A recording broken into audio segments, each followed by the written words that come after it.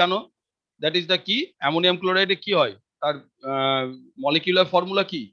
What is the molecular formula of the ammonium chloride? Sir, NH4Cl. Na4 NH4Cl. আচ্ছা, তো that is the molecular formula of the ammonium chloride. It is the molecular mass. ঠিক আছে, এর একটা synonym আছে যেটাকে আমরা বলি solution of the ammonium chloride, আর মাইন্ডলি যদি আমরা বলি এটাকে synonym, that is the অ্যামোনিয়াকে।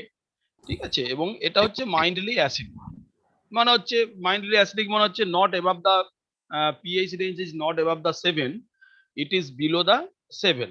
Now what is the physical property? The physical property is the solid hygroscopic. What is the meaning of the hygroscopic? Hygroscopic মানে কি জানো তোমরা নিশ্চয়ই?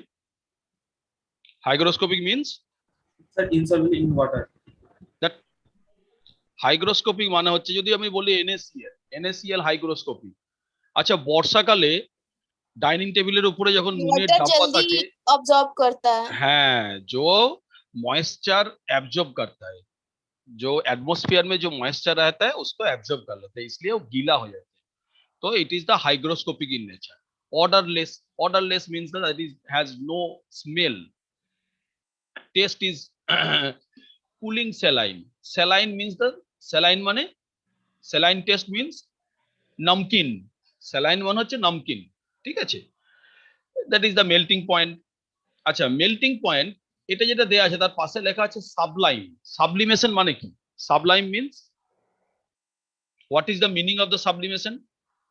নো, সাবলিমেশন মিনিং, যদি আমরা এখানে আসি যে NH4 কোথায় গেল, NH4Cl কে যদি আমরা হিট দিই, sublimation that is the process in which the solid directly go to the gas, the solid directly go to the gas. ঠিক আছে, this process is known as the sublimation. আমরা যদি কোন রকম কোন সলিড কে যদি প্রথমে কি করতে হয়, লিকুইফাই করতে হয়, লিকুইফাই করার পরে তাকে আমরা গ্যাস করতে পারি by the giving the heat, তাই না? যে কোনো সলিড কে আমরা যখন হিট দেব, হিট দিলে পরে কি হয়, প্রথমে ইট ইজ মেল্টিং হবে, প্রথমে মেল্ট হয়ে পড়ে সে লিকুইফাই হয়ে যাবে, নর্মাল প্রসেস। আরো যদি হিট দিতে থাকি তখন আস্তে আস্তে আস্তে আস্তে ভেপারাইজ হয়ে যায়। কিন্তু সাবলিমেশন কি?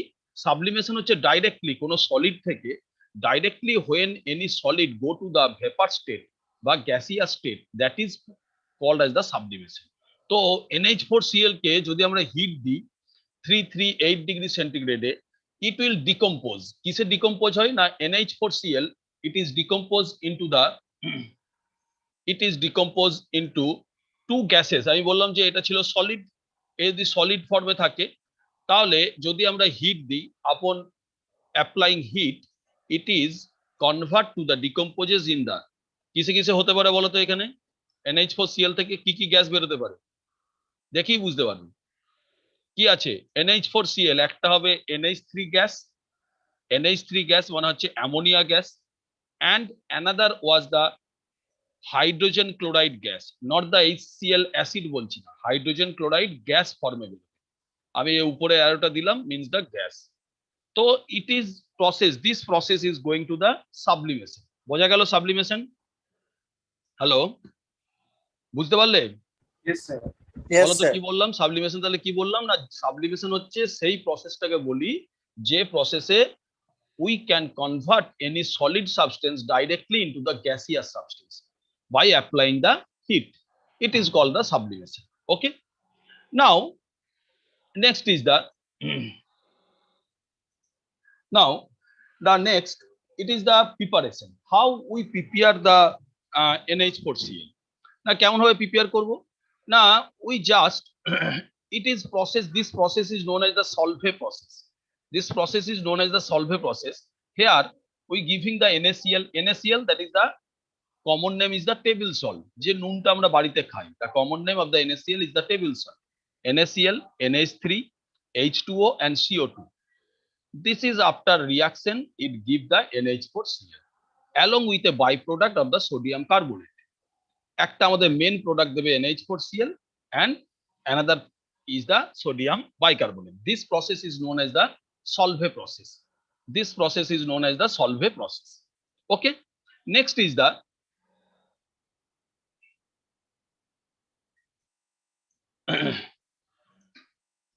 নাও the next slide. Ammonium chloride আমরা আবার অন্যরকম ভাবে কমার্শিয়ালি প্রিপেয়ার করতে পারি। কমার্শিয়ালি মানে কি, তাহলে আগের প্রসেসটা কি বললাম, this process this process was the laboratory process, this process was the laboratory process. এই যে প্রসেসটা বললাম আমরা ল্যাবরেটরিতে মানে স্মল স্কেলে আমরা এই প্রসেসটাকে ওয়াইজ আমরা NH4Cl তৈরি করতে পারি। কিন্তু যদি আমরা কমার্শিয়াল করা মানে আমাকে কি করতে হবে না, প্রসেসটা যাতে আমাদের ইজি হয়, যাতে কস্ট ইফেক্টিং এবং লার্জ স্কেলে যাতে আমরা তৈরি করতে পারি। তো সেখানে আমরা দু রকমের গ্যাস ইউজ করি, একটা হচ্ছে NH3 আর একটা হচ্ছে হাইড্রোজেন ক্লোরাইড গ্যাস। আমরা এখানে যে হাইড্রোজেন ক্লোরাইড গ্যাস আছে তাকে সলিউশনও করতে পারি, ওয়াটার সলিউশন এখানে দিয়েছি আমি, যে হাইড্রোজেন ক্লোরাইড গ্যাস ফর্মে দিতে পারি, অথবা hydrochloric acid water solution aqueous hydrochloric acid দিলে পরে আমাদের চলে আসবে NH4Cl। ঠিক আছে, NH4Cl আমরা এটা ম্যাক্সিমাম ক্ষেত্রে ল্যাবে দেখবে যেখানে ফ্রেশলি প্রিপেয়ার্ড NH4Cl থাকে আমরা এই কমার্শিয়াল প্রসেসটা ইউজ করি। কি করি আমরা না, HCl এবং তার মধ্যে এখানে আমরা NH3 দিয়ে দিলাম, তাতে আমাদের তৈরি হয়ে গেল NH4Cl। এরপরে হলো NH4Cl অ্যামোনিয়াম ক্লোরাইড কি কি রিয়াকশন করে, তার কেমিক্যাল প্রপার্টিজ কি। কেমিক্যাল প্রপার্টিজ যেটা আমি প্রথমেই বললাম যে sublimation, decomposition of the ammonium chloride. কি বললাম না, এই decomposition of the ammonium chloride solid থেকে ডাইরেক্টলি দুটো গ্যাস হয়, that is the hydrogen chloride gas and ammonia gas. তো ammonium chloride appears to sublime upon heating but actually decomposes into ammonia and hydrogen chloride gas. Okay, next যদি আমরা তার chemical properties দেখি তাহলে কি হবে না, যদি অ্যামোনিয়াম ক্লোরাইডের সঙ্গে আমরা স্ট্রং বেস দিই, স্ট্রং বেস মানে হচ্ছে KOH হতে পারে, NOH হতে পারে।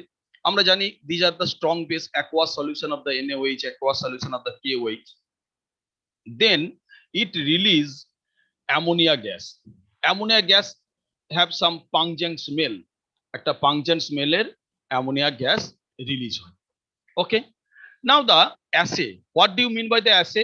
অ্যাসে কি বলি, আগের দিনে বলেছি অ্যাসে ওয়ার্ডটা মানে কি, কে বলতে পারবে অ্যাসে ওয়ার্ডটার মানে কি? হ্যালো, কে বলবে? অভিজিৎ দত্ত বলো, অভিজিৎ দত্তা, ঐন্দ্রিলা, ঐন্দ্রিলা, কে বলবি? রাজেশ, সব চুপ কেন? স্যার হোয়াট, হ্যাঁ বল। স্যার প্রুফ করা বা টেস্ট করা। কিসের টেস্ট করবো? তোকে বললাম যে অ্যামোনিয়াম ক্লোরাইডের একটা সলিউশন আছে, now you do the assay of the ammonium chloride. এটার মানেটা কি? আমি বললাম যে দু রকমের অ্যানালিসিস আছে, আগের দিনে আমরা ডিসকাস করেছি, we know two type of analysis. One is the কি qualitative analysis, another one is the quantitative analysis. Qualitative analysis মনে হচ্ছে যেগুলো আইডেন্টিফিকেশন টেস্ট, যেমন যদি বলি আমি যে রাজেশের কোয়ালিটেটিভ টেস্ট কি হবে, যেগুলো আমরা মেজার করতে পারবো না, যেগুলো আমরা এক্সাক্ট ফিগারে বলতে পারবো না। আমি যদি বলি রাজেশ হচ্ছে ইন্টেলিজেন্ট, আমি কি বলতে পারবো রাজেশের ইন্টেলিজেন্সি আইকিউ হচ্ছে এত কিলো বা এত মেগাহার্টজ? বলতে পারবো না, ডেফিনেটলি বলতে পারবো না। আমরা বলতে পারি Rajesh is a intelligent student, তো that is a quality of the Rajesh. বোঝা গেছে? যদি আমরা বলি what is the skin complex, what is the skin colour বা স্কিন কমপ্লেক্সিটি অফ দ্য রাজেশের স্কিন কি ফেয়ার কালার না মিডিয়াম বা dark, that is the quality. আমরা বলতে পারবো না যে হাউ মেনি ফেয়ার, কতটা কালো, বলতে পারবো না। তো these are the qualitative test. সেরকম প্রত্যেকটা কোন একটা এইচসিএল অ্যাসিড না বেস, এইচসিএল ইন্ডিকেটর হিসেবে কি কাজ করলো, আমাদের লিটমাসে কি ইফেক্ট দিল, দ্যাট ইজ দ্য কোয়ালিটেটিভ। আর কোয়ান্টিটেটিভ মানে কি? কোয়ান্টিটেটিভ মানে হচ্ছে কোনো একটা সলিউশন তোমাকে দেয়া হলো, সেই সলিউশনের মধ্যে তোমার এমন how many quantity of the ammonium chloride is content of that the particular solution.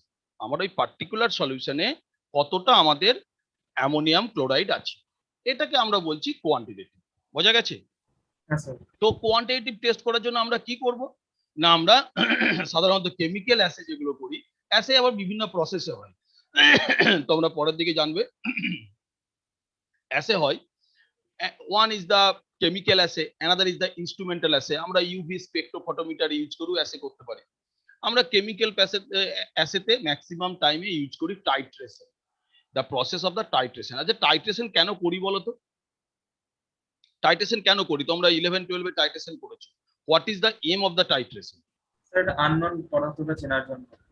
Unknown পদার্থকে চেনার জন্য মানে আননোন গ্যাসকে। বুঝলাম না, আননোন কি? আননোন কি? গ্যাসকে ক্লারিফাই করার জন্য। দ্যাট ক্লারিফাই কেন করবো? সেজন্য তো আইডেন্টিফিকেশন টেস্ট হলো। আমি তো বললাম কোয়ান্টিটেটিভ টেস্ট, অ্যাসে করছি। টাইট্রেশন আমরা তোমাদের যদি সিম্পল জিজ্ঞেস করা হয় যে what is the aim of the titration, তো 11-12 এর হিসাবে তোমাদের কি অ্যান্সার হবে?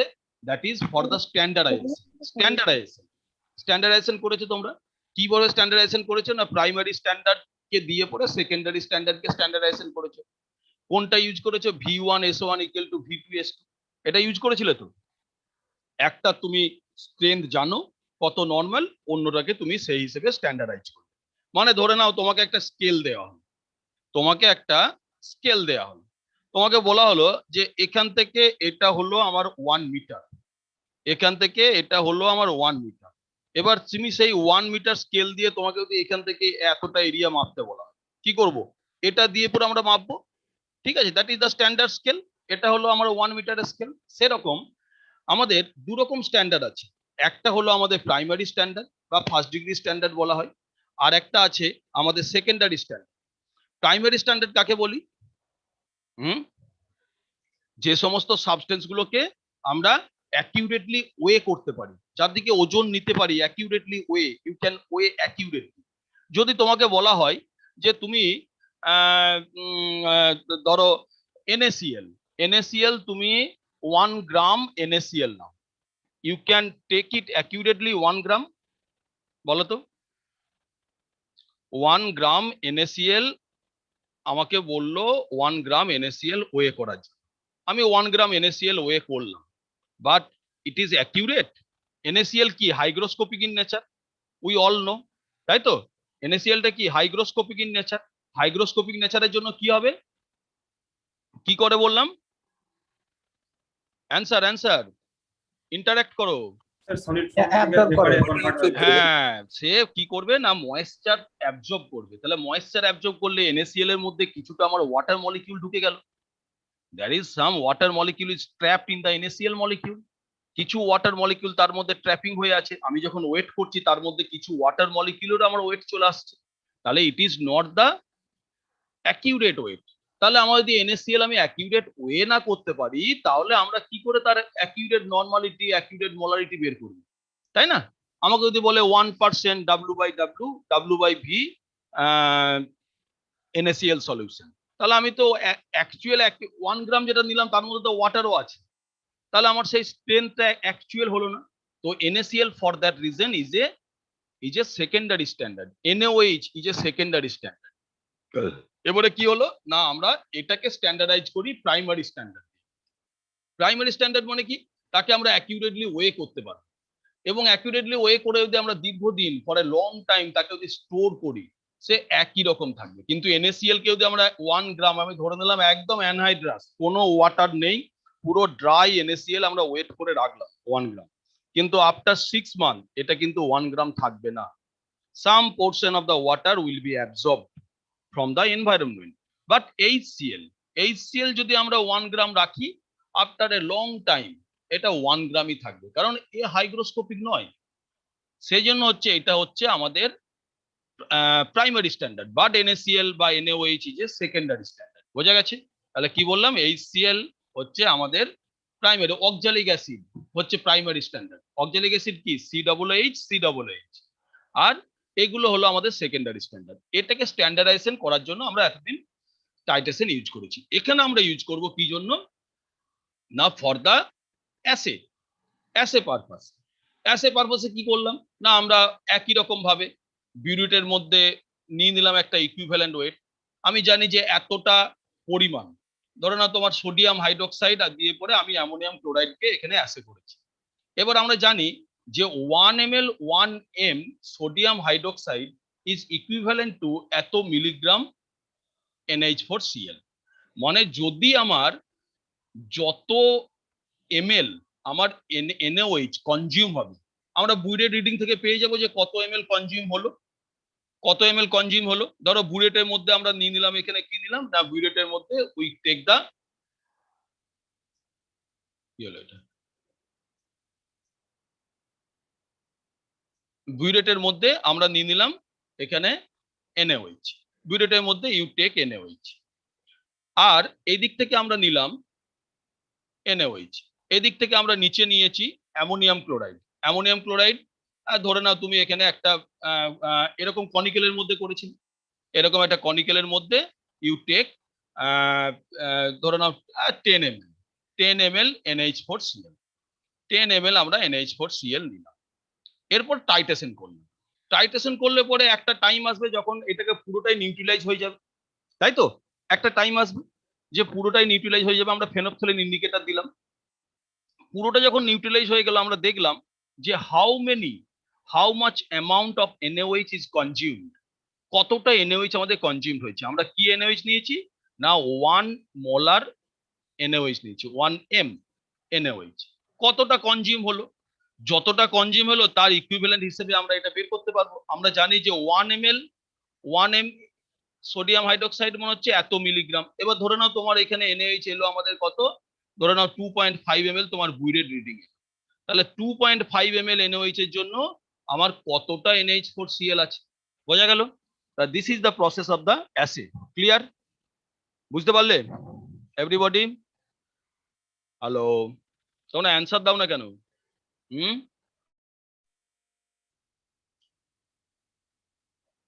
Hello, am I audible to you? Hmm, Ratikanta Bera, অনিতন, না ক্লাসটা অন করে সব ঘুমিয়ে পড়েছিস? অভিজিৎ, বোঝা গেছে? তাহলে দিস ইজ দ্য অ্যাসিড। এরপরে আমরা আসছি নেক্সট, যে অ্যামোনিয়াম। তাহলে অ্যামোনিয়াম ক্লোরাইডের আমরা দেখলাম যে আমরা কেমন হবে সেটাকে অ্যাসে করব, how we prepare, what is the physical properties, what is the chemical properties. Now না, what is the uses, what is the uses of the ammonium chloride. Ammonium chloride actually expectorant হিসেবে use হয়। What is the term of the expectorant? Do you have any idea expectorant কি? জানো expectorant মানে? Sir হ্যাঁ, বলো বলো। জানি না স্যার, তাই বললাম। ও, এক্সপেক্টোরেন্ট মানে হচ্ছে, ধরো আমরা এই যে তোমার এই যে আমার কাশি হচ্ছে, তো কাশির সঙ্গে কি আছে, কাফ আছে, মিউকাস। তো এই মিউকাসটা যদি বুকের মধ্যে অনেক সময় বলে না যে চেস্টের মধ্যে পুরো মিউকাসটা টাইট হয়ে বসে আছে, তো সেটাকে তো এক্সপেল করতে হবে। সেটাকে এক্সপেল করার জন্য যে সমস্ত মলিকিউল আমরা যেগুলো ইজি করবে এক্সপেল করতে কাফটাকে, তাকে আমরা বলি এক্সপেক্টোরেন্ট। তারা বিভিন্ন মেকানিজমে কাজ করে। কি কি মেকানিজমে কাজ করে না, অনেক সময় আমার বুকের মধ্যে কাফ বসে গেছে, সেটা খুব ড্রাই কাফ হয়েছে, তাকে কি হলো না অনেকটা ভিসকোসিটি মানে তার যে টাইটনেস, ড্রাই ভাবটাকে একটু ভলিউম বাড়িয়ে দিল, একটু ভলিউম বাড়িয়ে দিল, মানে এক্সেসিভ আমার ফ্লুইড বাড়িয়ে দিল, রেসপিরেটরি ট্র্যাক থেকে অনেকটা ফ্লুইড সিক্রিয়েশন হলো, তাতে করে আমার কাফটা অনেকটা সফট হয়ে গেল, অনেকটা সফট, তাহলে আমার ওখান থেকে কাফটা রিলিজ করতে সুবিধা হবে। ঠিক আছে? আবার কিছু কিছু এক্সপেক্টোরেন্ট কি করে না, এই যে ট্র্যাকিয়া বা বংক্রিয়াল যে মিউকোসা আছে বা ট্র্যাকিয়াতে ইরিটেশন করে, ইরিটেশন করলে কি হবে না, গলাটা খুসখুস করবে। আর এই দিক থেকে কি হয়েছে না, কাফটা আমার সফট হয়ে গেছে, সে আমরা সঙ্গে সঙ্গে ওয়াক থ্রু করে ফেলে দেবো। তো it is the different mechanism of the expectorant. তো অ্যামোনিয়াম ক্লোরাইড মেজর, দেখবে অনেক কাফ সিরাপের মধ্যে অ্যামোনিয়াম ক্লোরাইড থাকে। কি হয়েছে না, used as an expectorant in cough medicine. In expectorant action is caused by, এখানে কি হিসেবে কাজ করছে না, by irritative action on the bronchial mucosa, which cause, bronchial মিউকোসাকে যখনই ইরিটেশন করলো তখন এক্সেসিভ ফ্লুইড বেরোলো। এক্সেসিভ ফ্লুইড থাকার জন্য কি হলো না, আমার যে ড্রাই কফ ছিল তার মধ্যে আমার যদি ড্রাই একটা ধর চিনি থাকে, তার মধ্যে যদি অল্প জল দিয়ে দিস, চিনিটা কি হয়ে যাবে, একটু সফট সফট হয়ে যাবে, একটু সলিউশন টাইপের হয়ে গেল। তাহলে আমার কি হলো না, এই কফটাও ছিল ড্রাই, সেখানে যখনই আমার বঙ্কিয়াল মিউকাসা রেসপিরেটরি ট্র্যাক থেকে ফ্লুইড সিক্রেশন হলো, সেটা অনেকটা লেস ভিসকাস হয়ে গেল, তার টাইটনেসটা কমে গেল, যেটা আমার অনেকটা ইজিয়ার টু কফ আপ, আমরা সেটাকে ওয়াক থ্রু করে ফেলতে অনেকটা ইজি।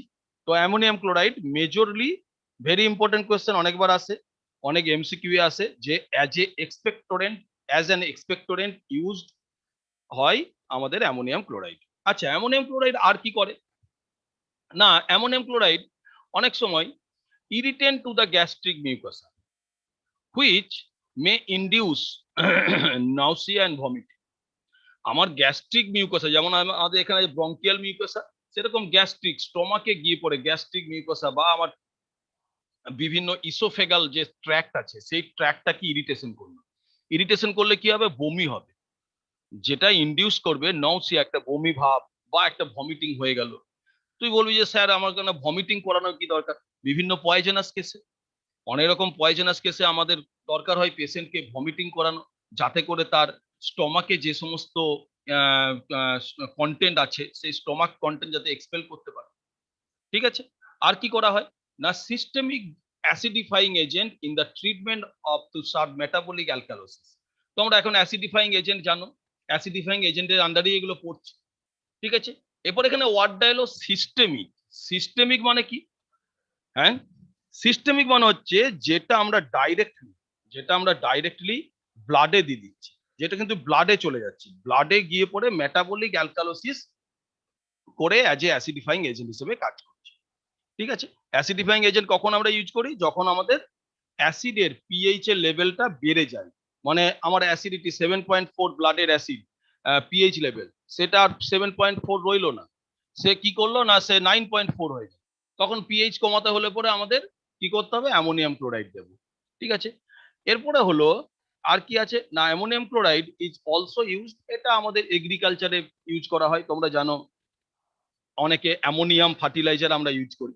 তো অ্যামোনিয়া কি জন্য ইউজ করি না, সেখানে নাইট্রোজেন সোর্স হিসেবে। In fertiliser ammonium chloride is used as a nitrogen source. Okay, ammonium chloride also, এটাও তোমরা পড়েছো, ফ্ল্যাক্স বিভিন্ন মেটাল প্রিপারেশনে বা তার দিকে কোটিং করার জন্য, গ্যালভেনাইজড করার জন্য আমরা অ্যামোনিয়াম ক্লোরাইড ইউজ করা হয়। তাহলে মেন কি কি ইউজ বললাম? যদি uses of the ammonium chloride আসে, ফার্স্ট ইউজেস লিখবে এক্সপেক্টোরেন্ট। কি হিসেবে কাজ করছে না, it cause irritation on the bronchial mucosa which followed by the production of the excess respiratory tract fluid, যেটা presumably easier to cough off, যখনই আমার ফ্লুইডিটি বেড়ে গেল। আর কি বলবে না, গ্যাস্ট্রিক মিউকোসা কি ইরিটেশনও করে, হুইচ ইনডিউস বা causes নাউসিয়া and vomiting.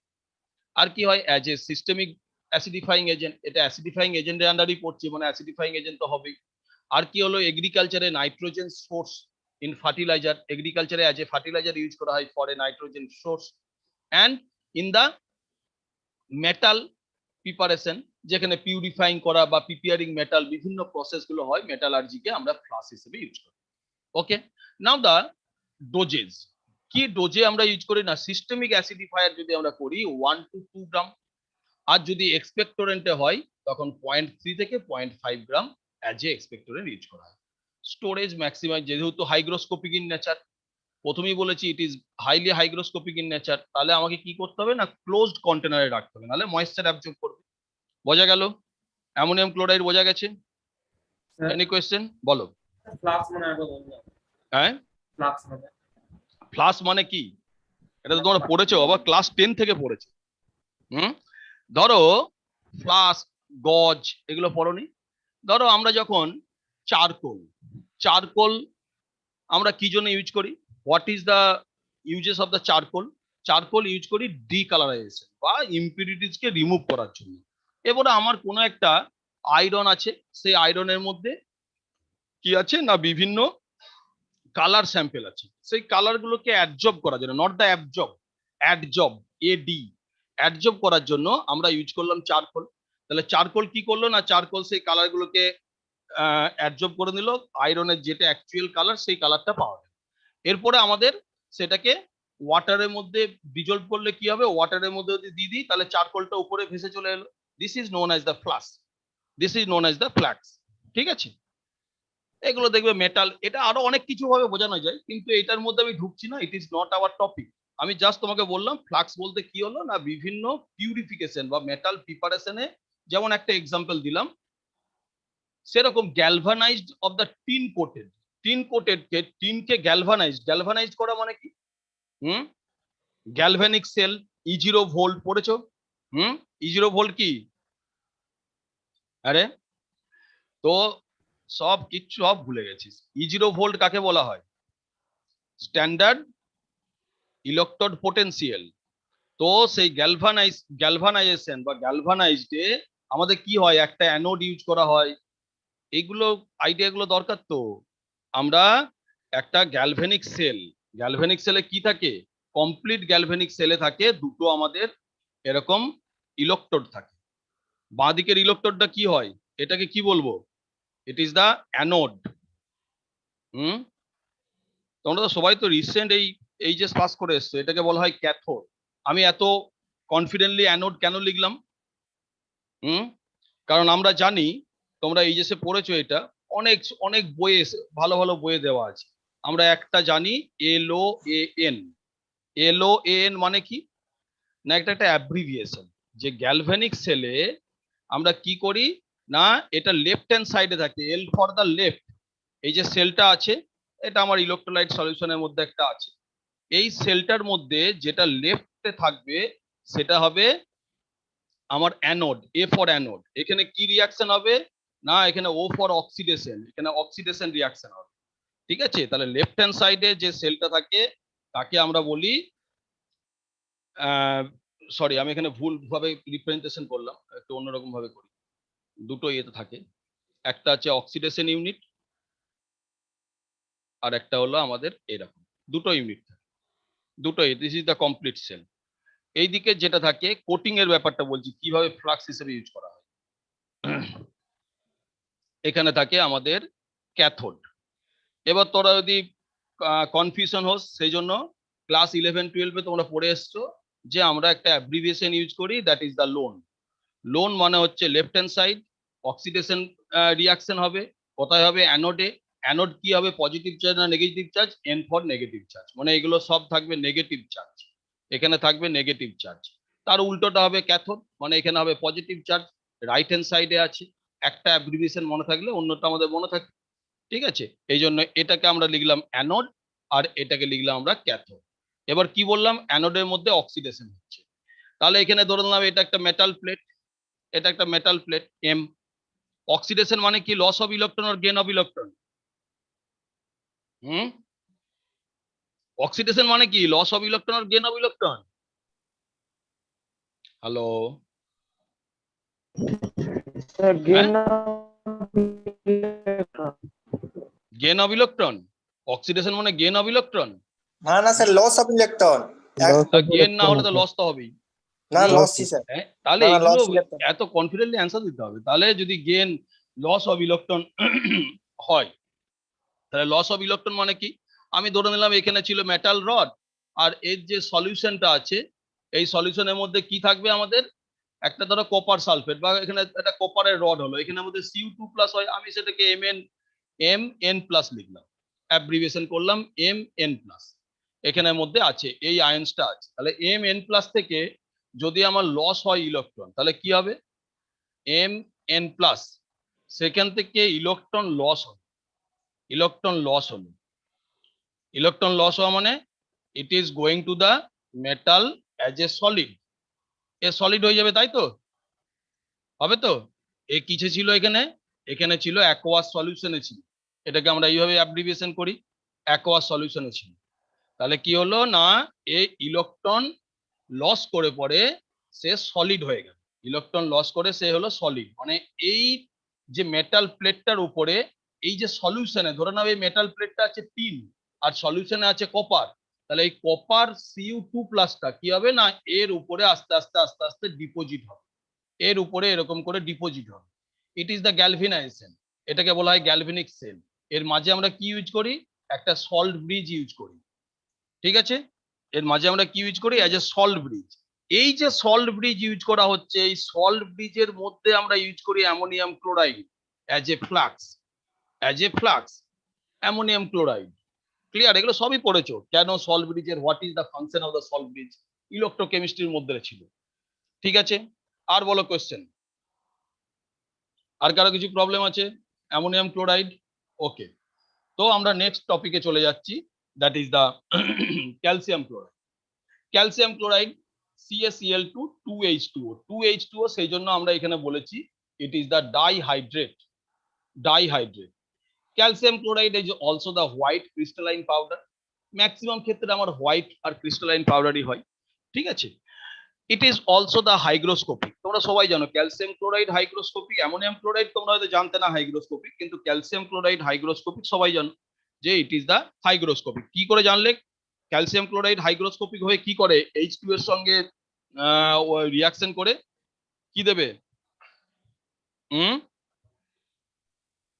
Select lime, হয় না? CaO is also CaO plus H2O from the CaOH whole 2 lime, তাই না? কুইক লাইম, CaO টা কি? চুন, যে চুনটাকে জলের মধ্যে দিলে প্রচুর এক্সোথার্মিক রিয়াকশন। ওকে, তো তোদের আমি রেসপন্স পাচ্ছি না, মনে হচ্ছে তোরা কিছু বুঝতেই পারছিস না। হ্যাঁ, জানিস তো এগুলো? Slaked lime, quick lime. Hello hello অনিতন,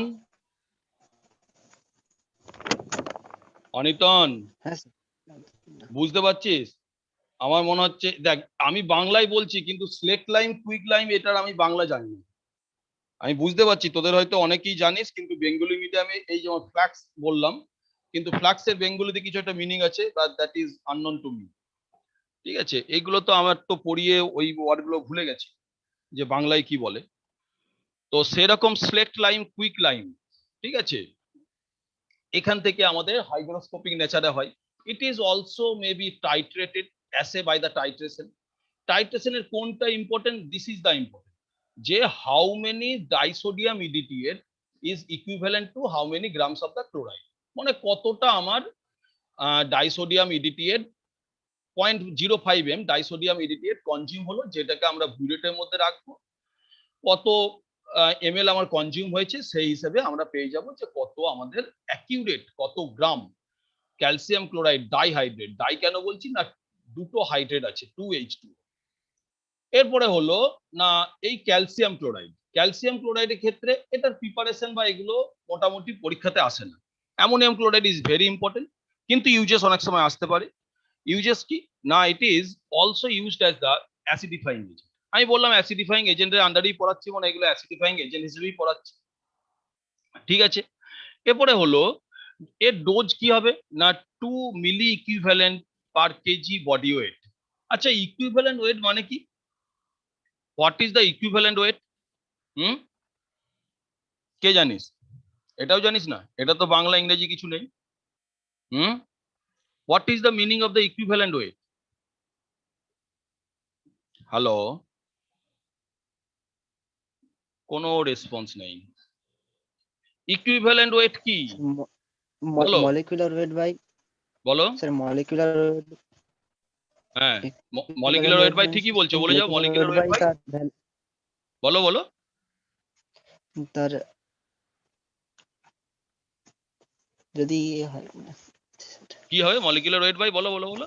molecular weight by কি বললো এটা? তার ভ্যালেন্সি বাই ভ্যালেন্সি, শুধু ভ্যালেন্সি বললেই হয়ে যাবে? ভালো করে নোট কর, যেটা এটা ইকুইভ্যালেন্ট ওয়েটটা ভালো করে নোট কর, আমি পরিষ্কার বলছি। ইকুইভ্যালেন্ট ওয়েট বা ইকুইভ্যালেন্ট মাস ইকুয়াল টু হয় মলিকুলার ওয়েট বাই কোনো, কেউ বলে এক্স ফ্যাক্টর, কেউ বলে এন ফ্যাক্টর, বাই এক্স। আমি বললাম এক্স বাই এক্স। এবার এই এক্সটা কি হবে? আমাকে বলতে পারে equivalent weight of HCl, equivalent weight of HCl। আমাকে বলতে পারে ইকুইভ্যালেন্ট ওয়েট অফ NaOH। আবার আমাদেরকে বের করতে হতে পারে ইকুইভ্যালেন্ট ওয়েট অফ NaCl। তিনটে কি একই রকম? তিনটের কোয়ালিটি কি? which is the acid, which is the base, and which is the salt?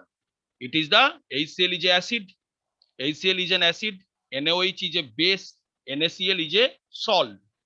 তিনটের ক্ষেত্রে তিনটে আলাদা প্রসেসে ইকুয়েশন সেম, এক্স বের করা আলাদা প্রসেস আছে। তোমরা সব পড়েছো এগুলো, এই যে এগুলো না পড়লে পাস করবি কেমন করে? এই যে মুখস্থ করে দিয়েছিস। HCl এর ক্ষেত্রে কি বলবো? যদি অ্যাসিড হয়, অ্যাসিডের ক্ষেত্রে x is the basicity of the acid. Basicity বাংলাতে যারা আছো তাদের কি বলা হয় এটাকে? বেসিসিটি। এটা আমি জানি, ক্ষারগ্রাহিতা না কি বলে।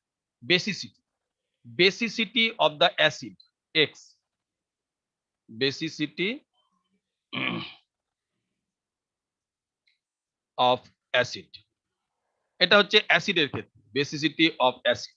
আচ্ছা বেসের ক্ষেত্রে কি বলি, বেসের ক্ষেত্রে এটা হবে acidity of the acid, acidity acid গ্রহিতা, অ্যাসিডিটি মানে হাউ মেনি অ্যাসিডকে, হাউ মাচ অ্যাসিডকে it can neutralize, acidity. Note করে এগুলো, নালে পরবর্তীকালে গিয়ে পড়ে যখন বিফার্মে যাবি এগুলো যদি না বলতে পারিস লোকে হাসবে। অ্যাসিডিটি অফ বেস, ঠিক আছে, এটা হচ্ছে বেসের ক্ষেত্রে। আচ্ছা সল্টের ক্ষেত্রে কি বলি, না সল্টের ক্ষেত্রে আমি প্রথমে এই দুটো ডিসকাস করি তারপরে সল্টে আসছি। এবার ধরে নাও তোকে বলা হলো HCl এর যদি ইকুইভ্যালেন্ট ওয়েট বের করতে হয় তাহলে HCl এর ইকুইভ্যালেন্ট ওয়েট কি হবে, HCl এর মলিকিউলার ওয়েট, তার জন্য এক্স ফ্যাক্টর কি হবে, HCl এর জন্য এক্স ফ্যাক্টর কি হবে, what is the x factor, x equal to তার বেসিসিটি কত হবে 1, কি জন্য না সে 1H প্লাস দিতে পারে, H plus HCl, H plus Cl minus, সে কতগুলো OH মাইনাস কে নিউট্রিলাইজ করতে পারে 1। তো ফর দ্যাট রিজন HCl এর এক্স ফ্যাক্টর হলো 1। তাহলে আমরা কি লিখবো না উপরে HCl এর মলিকুলার ওয়েট, নিচে হচ্ছে 1, that is the equivalent weight of the HCl। আবার যদি আমরা বলি যে what is the equivalent weight of the H2SO4, H2SO4 এর ক্ষেত্রে এক্স ফ্যাক্টর কি হবে 2 2 হবে। আচ্ছা আবার যদি আমরা বলি what is the x factor, উপরে তো মলিকুলার ওয়েট হয়ে গেল, আবার যদি আমরা বলি what is the x factor of the H3PO4 বলো তো। তো STO4 এর ক্ষেত্রে তিনটে হতে পারে, 1 2 3 তিনটে হতে পারে। হ্যাঁ তোমার নাম কি বলো, অয়ন হাজরা। বাহ গুড। H3PO4 এর ক্ষেত্রে তিনটে হতে পারে, ঠিকই। কি করে হয় বলো তো, H3PO4 এর ক্ষেত্রে না মানে ফসফরিক, ফসফরাস এবং ফসফিউরিক, এই তিনটের ক্ষেত্রে আমরা আলাদা আলাদা করি, তিনটে ক্ষেত্রে আলাদা আলাদা ইয়ে আছে। যেমন H3PO4 কি হয়, তাদের লুইস ডট স্ট্রাকচার কি হবে, লুইস ডট স্ট্রাকচার আমার এখানে থাকবে P, এখানে থাকলো আমার একটা ডবল বন্ড O, ঠিক আছে, এইদিকে থাকে OH, এর সঙ্গে থাকলো H, এরকম হয়। এখানে থাকলো OH, এটা যেমন তোমাদের জয়েন্টে বা এই যে অনেকবার কোশ্চেন আছে এটা H3PO4, H3PO2, তাই না। আবার এখানে থাকলো OH, আমরা পরিষ্কার এখানে দেখতে পাচ্ছি O is the highly electronegative, জানো তো, O is the highly electronegative. আমাদের পিরিয়ডিক টেবিলে সব থেকে হাইয়েস্ট ইলেকট্রোনেগেটিভ কোনটা, fluorine, second highest is the oxygen. তাহলে অক্সিজেন কি করবে না, অক্সিজেন এই ইলেকট্রোনেগেটিভ কাকে বলেছিলাম আমরা, ইলেকট্রনকে লালচি, ইলেকট্রনের প্রচুর, যত ইলেকট্রন চাইবে তত ইলেকট্রন ও আরো পেতে চাইবে, সেই ইলেকট্রনকে বন্ডেড ইলেকট্রনকে নিজের দিকে টেনে নেবে। তাহলে H এই ইলেকট্রন ছেড়ে, দুটো ইলেকট্রন ছেড়ে H কি হিসেবে বেরোবে, H প্লাস হিসেবে বেরোবে। তাহলে আমরা এখান থেকে দেখতে পাচ্ছি তিনটে আমার H প্লাস হিসেবে বেরোবে, তিনটে অ্যাজ এ H প্লাস হিসেবে বেরোবে। তার মানে এর basicity of the H3PO4 acid is the 3। আচ্ছা যদি আমরা এবার চলে আসি এইরকম স্ট্রাকচারটাই এলাম, যদি ধরো এরকম হয়, এটাও কিন্তু ওই H3 ওদেরই একটা আমি কনজেনিয়ারের স্ট্রাকচার লিখছি। ধরো আমার স্ট্রাকচারটা রইলো এরকম H2PO3, H2PO4 এখানে রইলো, সরি H3PO3, এখানে রইলো H, এখানে রইলো H, এখানে রইলো H, ঠিক আছে, আর এর সঙ্গে রইলো ডাইরেক্টলি H। তাহলে এটা কি কিসের স্ট্রাকচার হলো, এই স্ট্রাকচারটা হলো H, দেখো তিনটে H আছে, H3PO3, এর কত হবে H3PO3, তুমি যদি বলো যে স্যার তিনটে H আছে তাহলে এরও তো বেসিসিটি হবে 3, নো, হেয়ার দ্য 2H, কোন কোন H গুলো ডাইরেক্টলি আছে ও এর সঙ্গে যুক্ত, এই H টা ডাইরেক্টলি ওয়ের সঙ্গে যুক্ত, আর এই H টা ডাইরেক্টলি ওয়ের সঙ্গে যুক্ত, হাইলি ইলেকট্রোনেগেটিভ অ্যাটমের সঙ্গে কানেক্টেড আছে। But this H is directly connected with the P, directly connected with the phosphorus, directly connected with the phosphorus. So for that reason this H will not be released, এ এখান থেকে বেরোবে না, এখানে এই দুটোই H plus দেবে। একটা হলো এই যে দুটো ওয়ের সঙ্গে যে দুটো H আছে সেই জন্য এর ক্ষেত্রে হবে এক্স ফ্যাক্টর হচ্ছে 2, এর ক্ষেত্রে এক্স ফ্যাক্টর হবে 2। বোঝা গেছে? বোঝা গেল? ইকুইভ্যালেন্ট ওয়েট অফ দ্য অ্যাসিডের ক্ষেত্রে কি করে বের করব? অয়ন। Yes sir. আচ্ছা, এরপর আমরা আসছি বেসের ক্ষেত্রে। বেসের ক্ষেত্রে কি বলেছি? Acidity of the base. Acidity মানে কি? যে হাউ মেনি অ্যাসিডকে সে নিউট্রিলাইজ করতে হচ্ছে, how much acid, how much H plus ion will be neutralise by the particular base. তাহলে সে কতগুলো OH মাইনাস দেবে তার উপর ডিপেন্ড করে। যেমন NaOH, NaOH এর বেসিসিটি কত হবে? 1। কি জন্য হবে? না সে একটাই OH মাইনাস দেবে, তাই তো? আবার যদি বলি ধরে নাও CaOH হোল 2, তার তার বেসিসিটি কত হবে? CaOH হোল 2 কি কত হবে? 2 হবে, দুটো OH মাইনাস দিচ্ছে। আবার যদি বলি AlOH হোল 3, AlOH হোল 3 কত হবে? 3 হবে, কেননা তিনটে OH দিচ্ছে। বোঝা গেছে? ক্লিয়ার হলো? ক্লিয়ার হলো? অ্যাসিড এবং বেসের ক্ষেত্রে। অ্যাসিডের ক্ষেত্রে কিন্তু H3PO3, H3PO4, এরপরে আরো একটা আছে H3PO2, H3PO2 এর ক্ষেত্রে এক্স ফ্যাক্টর হয় 1। যাই হোক, এরপরে আসছে আমাদের সল্ট। NaCl হচ্ছে আমাদের সল্ট, অ্যাসিড এবং বেস দুটো নিয়ে তৈরি হয়েছে NaCl। এর ক্ষেত্রে কি করব? এর ক্ষেত্রে এক্স ফ্যাক্টর কি হবে? লিখে রাখো, সল্টের ক্ষেত্রে এক্স ফ্যাক্টর হচ্ছে, X factor for the salt is the total charge on the cation. Total charge NaCl যদি ভেঙে যায় কি দেবে? Na plus Cl minus, Cl minus. তাহলে কি বললাম? না total charge on the cation, ক্যাটায়নের উপরে টোটাল চার্জ কত আছে?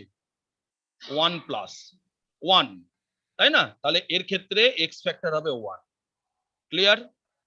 আবার যদি আমরা বলি Cl2, এর ক্ষেত্রে এক্স ফ্যাক্টর কত হবে? কি বললাম? Total charge on the cation, মানে কতগুলো পজিটিভ চার্জ। তাহলে কি হবে এখানে? Ca2 plus Cl minus. তাহলে এখানে কি হলো? না টোটাল চার্জ হচ্ছে 2, তাহলে এর ক্ষেত্রে এক্স ফ্যাক্টর হবে 2। বোঝা গেল? আবার যদি আমরা বলি ধরে নাও AlCl3, AlCl3 অ্যালুমিনিয়াম ক্লোরাইড, এর ক্ষেত্রে এক্স ফ্যাক্টর কত হবে বলো? 3 হবে, কারণ Al3 প্লাস হয়। তুমি বলতে পারো যে স্যার আমি তো অ্যানায়নের চার্জটাও নিতে পারি, নিতেই পারো, দুটো চার্জ মিলেই তো আমার NaCl নিউট্রাল হচ্ছে। কিন্তু ন্যাচারালি আমরা কনভেনশনালি আমরা এই পজিটিভ চার্জটাকে করি। যদি তুমি এই নেগেটিভ চার্জও নাও একই হবে, রেজাল্ট উইল বি এক সেম। বোঝা গেছে? তো this is the equivalent wait. এগুলো জানতে হবে তো, এগুলো না জানলে তুমি ইকুইভ্যালেন্ট ওয়েট, এবার তোমাকে এই এর সঙ্গে কানেক্টেড হচ্ছে আমাদের নর্মালিটি, তাই না অয়ন? এর সঙ্গে কানেক্টেড হচ্ছে নর্মালিটি, যে কত ইকুইভ্যালেন্ট ওয়েট আমার 1000 ml বা 1 লিটার সলিউশনের মধ্যে আছে। আমি ইকুইভ্যালেন্ট ওয়েটই বের করতে পারলাম না, আমি নর্মালিটি কি করে বের করবো? এগুলো সব আসবে, এবং এগুলো আমরা ভাইভাতে কোয়েশ্চেনের মধ্যে আসবে, যেগুলো প্র্যাকটিক্যাল ভাইভা হয় তার কোয়েশ্চেন এগুলোই আসে। What is the equivalent wait, what is the x factor, Luis dot structure, এগুলো সব তো একদম বেসিক। ঠিক আছে? তোমাদের যেগুলো আছে এখানে সেগুলো সবই তোমার 11-12 এর মেন কেমিস্ট্রির ওপরে বেস করে। ঠিক আছে? তো এটা হয়ে গেল আমাদের অ্যাসিডিফাইং এজেন্ট। ওকে, অ্যাসিডিফাইং এজেন্ট আমরা শেষ করে ফেললাম। এরপরে আমরা আসবো, বোঝা গেছে? তাহলে অ্যাসিডিফাইং এজেন্টে কি কি পড়লাম, যে কেমন ভাবে আমাদের গ্যাস্ট্রিক জুস তৈরি হয়, অ্যাসিডিফাইং এজেন্ট কাকে বলি, কি কি অ্যাসিডিফাইং এজেন্ট হয়, না ডাইলিউট HCl, NH4Cl এবং CaCl। আমরা এই তিনটে পড়লাম, তিনটেই এনাফ ফর দা এক্সাম। ঠিক আছে? তিনটে ডিটেলসে পড়লাম। এরপর আমরা আসছি নেক্সট। আমরা আমরা যেমন এখানে বলেছিলাম প্রথমে অ্যাসিডিফাইং এজেন্ট পড়েছি, এরপর আমরা চলে আসবো antacid. Next is the antacid, next is the antacid. ঠিক আছে? তো অ্যান্টাসিড তোমরা সবাই জানো, অ্যান্টাসিড মানে কি? Anti acid, against acid, against acid, তাই না? আমরা অ্যাসিডিফাইং এজেন্ট কি বললাম? যখন ল্যাক অফ দা অ্যাসিড, আমার স্টমাকে অ্যাসিড প্রোডাকশন হচ্ছে না, আমাকে তখন অ্যাসিড নিতে হচ্ছে বাইরে থেকে। বাট এখানে কি হচ্ছে? Over production. এই কন্ডিশনটাকে কি বলেছিলাম? হাইপার অ্যাসিডিটি বা মেডিকেল টার্ম কি? হাইপারক্লোরহাইড্রিয়া। তাহলে হাইপারক্লোরহাইড্রিয়াতে আমরা নেব অ্যান্টাসিড। আমাদের স্টমাকের বলেছিলাম 1.5 থেকে 2.5 empty stomach. After food injection এটা 5 to 6 পিএইচ থাকে। ঠিক আছে, low pH is due to the presence of the endogenous HCl which is always present under physiological condition। যখনই আমাদের লো পিএইচ হবে তখন হচ্ছে এন্ডোজেনিয়াস, মানে সেই লো পিএইচটা HCl কি করছে, আগের দিনে আমরা বলেছিলাম যে ডিসইন্টিগ্রেশন, ফুড স্টাফটাকে আরো ছোট ছোট পার্টে ভেঙে দিচ্ছে ফুড স্টাফটাকে। ঠিক আছে, এবার হলো যদি আমাদের হাইপার অ্যাসিডিটি হয়, হাইপার অ্যাসিডিটি কোন কোন ক্ষেত্রে হয়ে থাকে না, একটা হতে পারে যে একটা ইনফ্লেশন হলো আমার গ্যাস্ট্রিক মিউকোসাতে, আমার কি হলো জেনারেল ইনফ্লেশন, যেটাকে আমরা গ্যাস্ট্রাইটিস বলি। গ্যাস্ট্রাইটিস, হার্টবার্ন, বুকের ওখানে চাপ পড়ছে, জ্বালা জ্বালা ভাব, গ্যাস্ট্রাইটিস। ঠিক আছে, that is the simple inflammation. আর কি হতে পারে? পেপটিক আলসার হতে পারে। পেপটিক আলসার মানে কি না, ইসোফেগাসের লোয়ার এন্ডে আমরা যদি ইসোফেগাস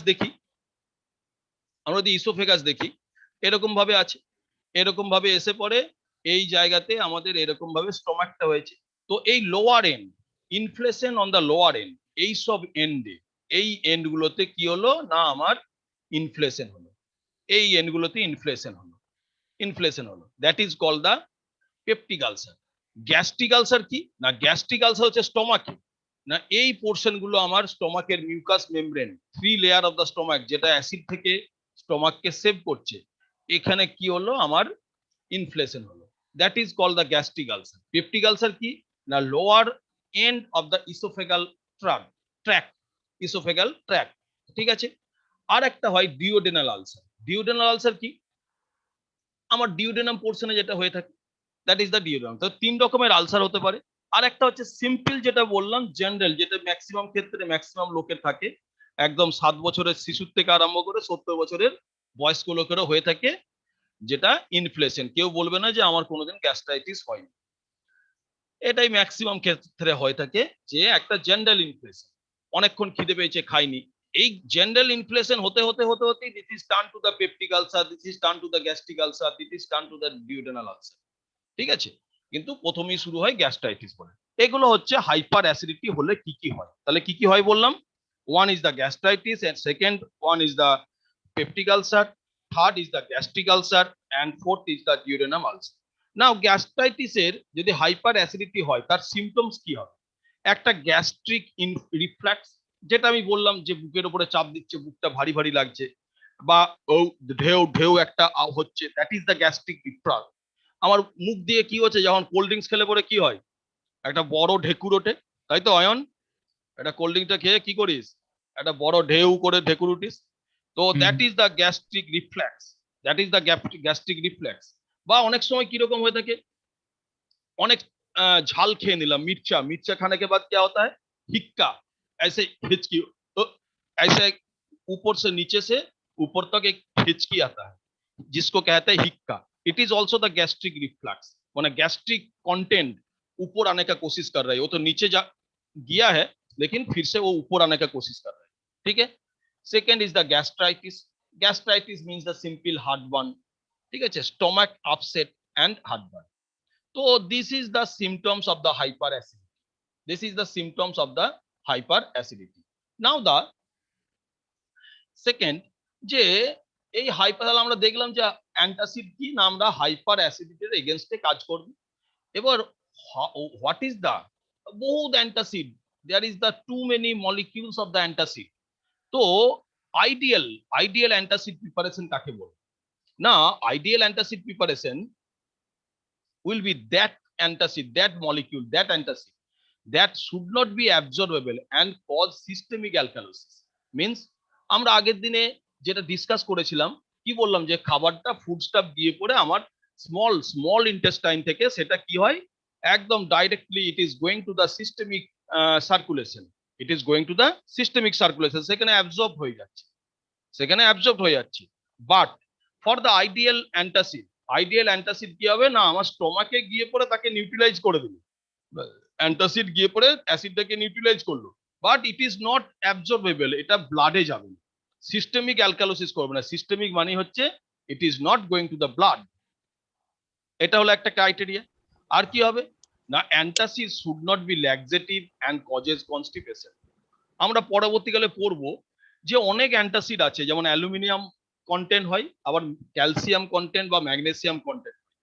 তো অ্যালুমিনিয়াম এবং ক্যালসিয়াম এদের একটা ল্যাক্সেটিভ। ল্যাক্সেটিভ মানে কি, আমি খেলাম অ্যান্টাসিড, আমার অ্যাসিডিটি হয়েছে, gastritis, heartburn, doctor prescribe me antacid of the aluminium hydroxide or magnesium hydroxide.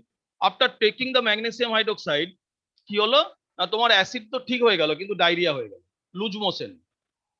ঠিক আছে, আবার কিছু হতে পারে যে তুমি নিয়ে নিলে, ধরো তুমি ক্যালসিয়াম হাইড্রোক্সাইড, ক্যালসিয়াম হাইড্রোক্সাইড খেয়ে তো তোমার অ্যান্টাসিড অ্যাসিড রিলিভ হয়ে গেল, বাট কনস্টিপেশন হয়ে গেল, আমার আর হ্যালো নর্মাল স্টুল ইয়ে হ্যাঁ, হচ্ছে। হ্যালো সঞ্জয়, শুনতে পাচ্ছ? হ্যাঁ হ্যাঁ ম্যাডাম, হ্যাঁ, হয়ে হয়ে গেছে, মানে আমার হ্যাঁ ক্লাস হ্যাঁ, just 2 minute.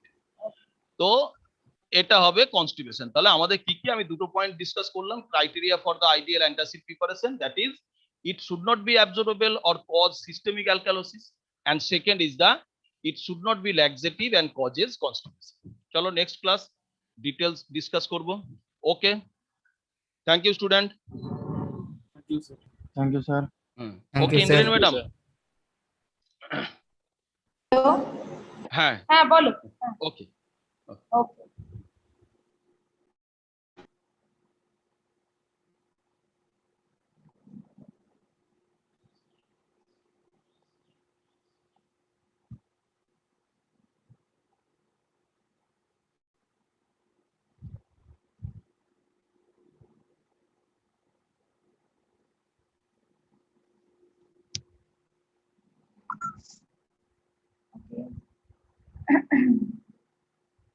So good afternoon, everyone. Yes, Good afternoon, ma'am. Good afternoon. So in my last class, I completed the diseases related to carbohydrate metabolism, and this class I will continue with diseases related to lipid metabolism and some sort of vitamins. Okay. So next week, third onwards, I think you are having your sessional examination, isn't it? Sessional examinations are 3 तारीख पे के. Yes, sir. Have you got all the notice? Notice देखे जो? Yes, ma'am. Okay. Yes, ma'am. Yes, ma'am. Okay. So you're having your sessional examination third onward. So the portion, I will post the portion soon into your WhatsApp group. The portion that will come in the sessional examination, that is carbohydrate and lipids. Okay. Vitamins, though today I will start vitamins, but I will not put questions from vitamins. So I will deal with only carbohydrate and lipid metabolism, only not metabolism, lipids, and for this sessional examination. Okay. এই সেশনালে carbohydrate and lipids থাকবে, আমি পোরশনটা post করে দেব, সিলেবাসটা। Okay. So let's start it. This is related to lipid metabolism. So while teaching you the lipid, so I had already discussed the different kinds of lipid. What are the different lipids are there? Monosaccharide, disaccharide, or simple lipid, complex lipid, derived lipids. Different kinds of lipids are there. Okay. So due to the faulty metabolism or due to the defect or any problem in the metabolism while we are engulfing the lipids, while we are eating some lipids, so it has to be metabolized. It will get metabolized inside the physiological system. So while it is getting metabolized, some problems may arise. Okay, may not arise, but some problem, there is a chance of having some problems during the metabolism.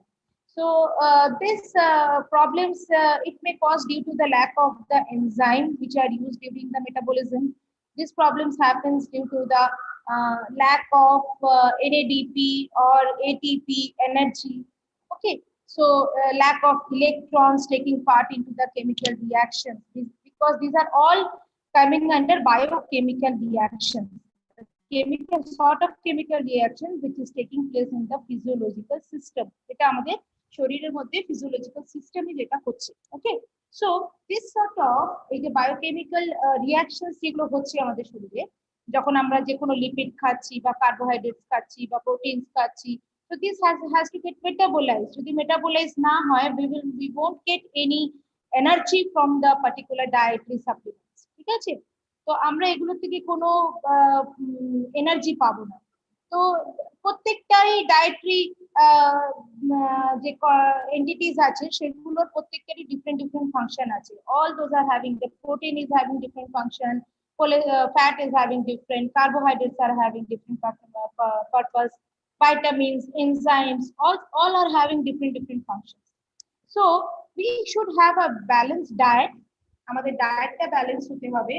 It should contain all these dietary components, and the food which we are taking, this food should get metabolized very efficiently into the physiological system. So the process of this metabolism মানে কি হচ্ছে না, it's a series of chemical reactions. Okay, so series of chemical reaction which is taking place inside the physiological system. তোমরা ল্যাবে chemical reactions করেছো, that is called as in vitro chemical reactions, যেটা physiological সিস্টেমের মধ্যে যেটাকে বলছে in vivo. Okay, in vivo chemical reaction. So as this chemical reactions are taking place inside the physiological system, it is called as biochemical reaction, which is triggered by some enzymes. Enzymes it will initiate or it will trigger this metabolism, this chemical reaction. কারণ আমরা যখন কোনো chemical reactions ল্যাবে করি তখন আমরা অনেক catalyst বা অনেক অনেক অন্যান্য কম্পাউন্ড আমরা অ্যাড করতে পারি, which may trigger the reaction, মানে রিঅ্যাকশনটাকে ক্যারি ফরওয়ার্ড করবে।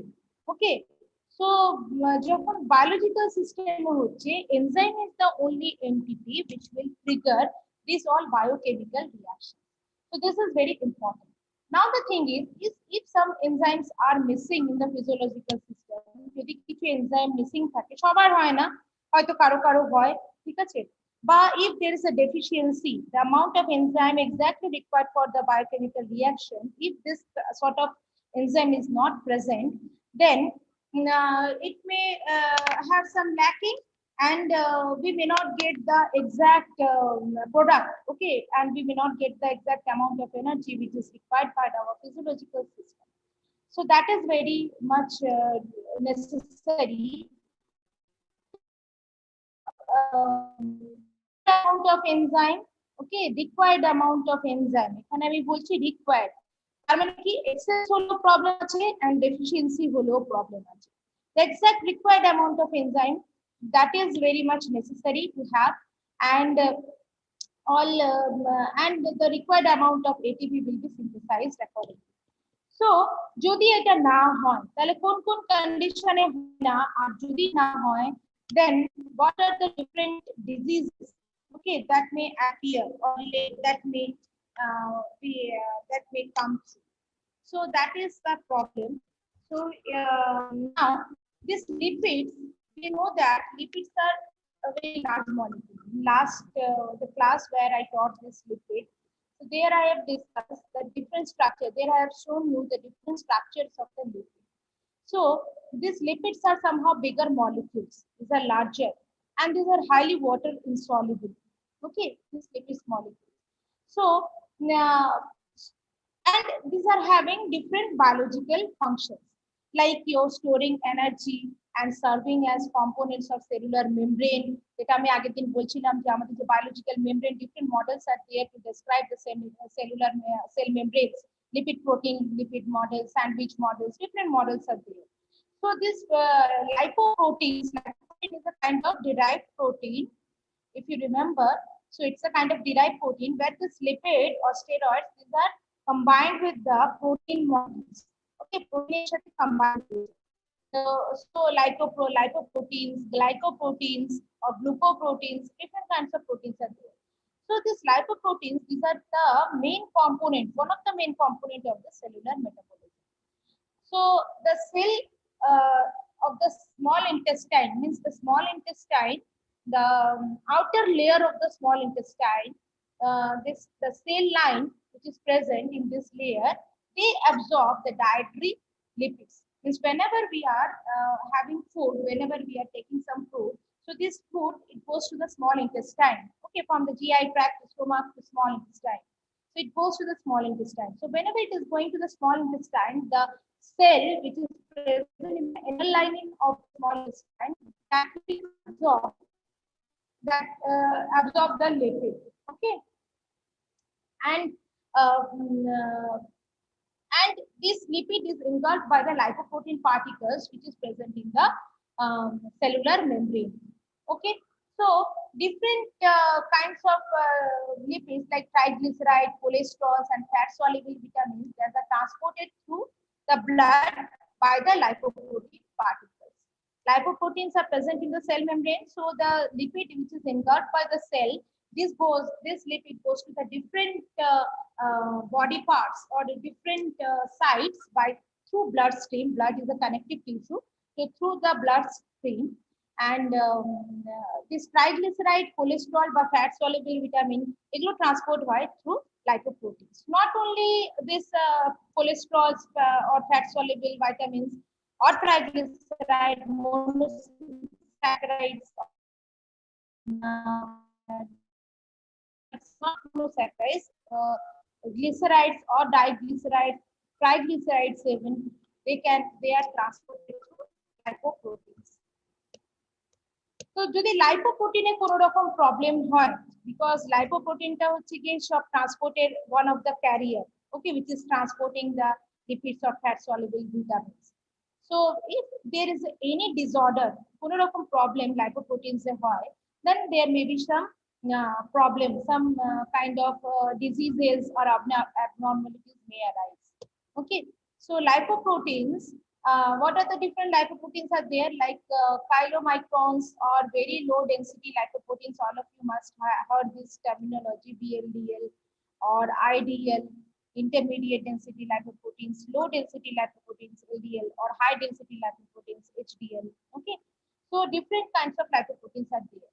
So the disorder that affects the lipid metabolism may be caused by the defects in the structural protein of lipoprotein particles in the cell that reports the recognize the various type of lipoproteins, or in the enzyme that break down fats. As a result, such defects, lipid may become deposited in the wall of the blood vessel, okay, which can lead to arteriosclerosis body disease, and this disease is characterized by abnormal thickening of and hardening of the wall by the wall of the arteries.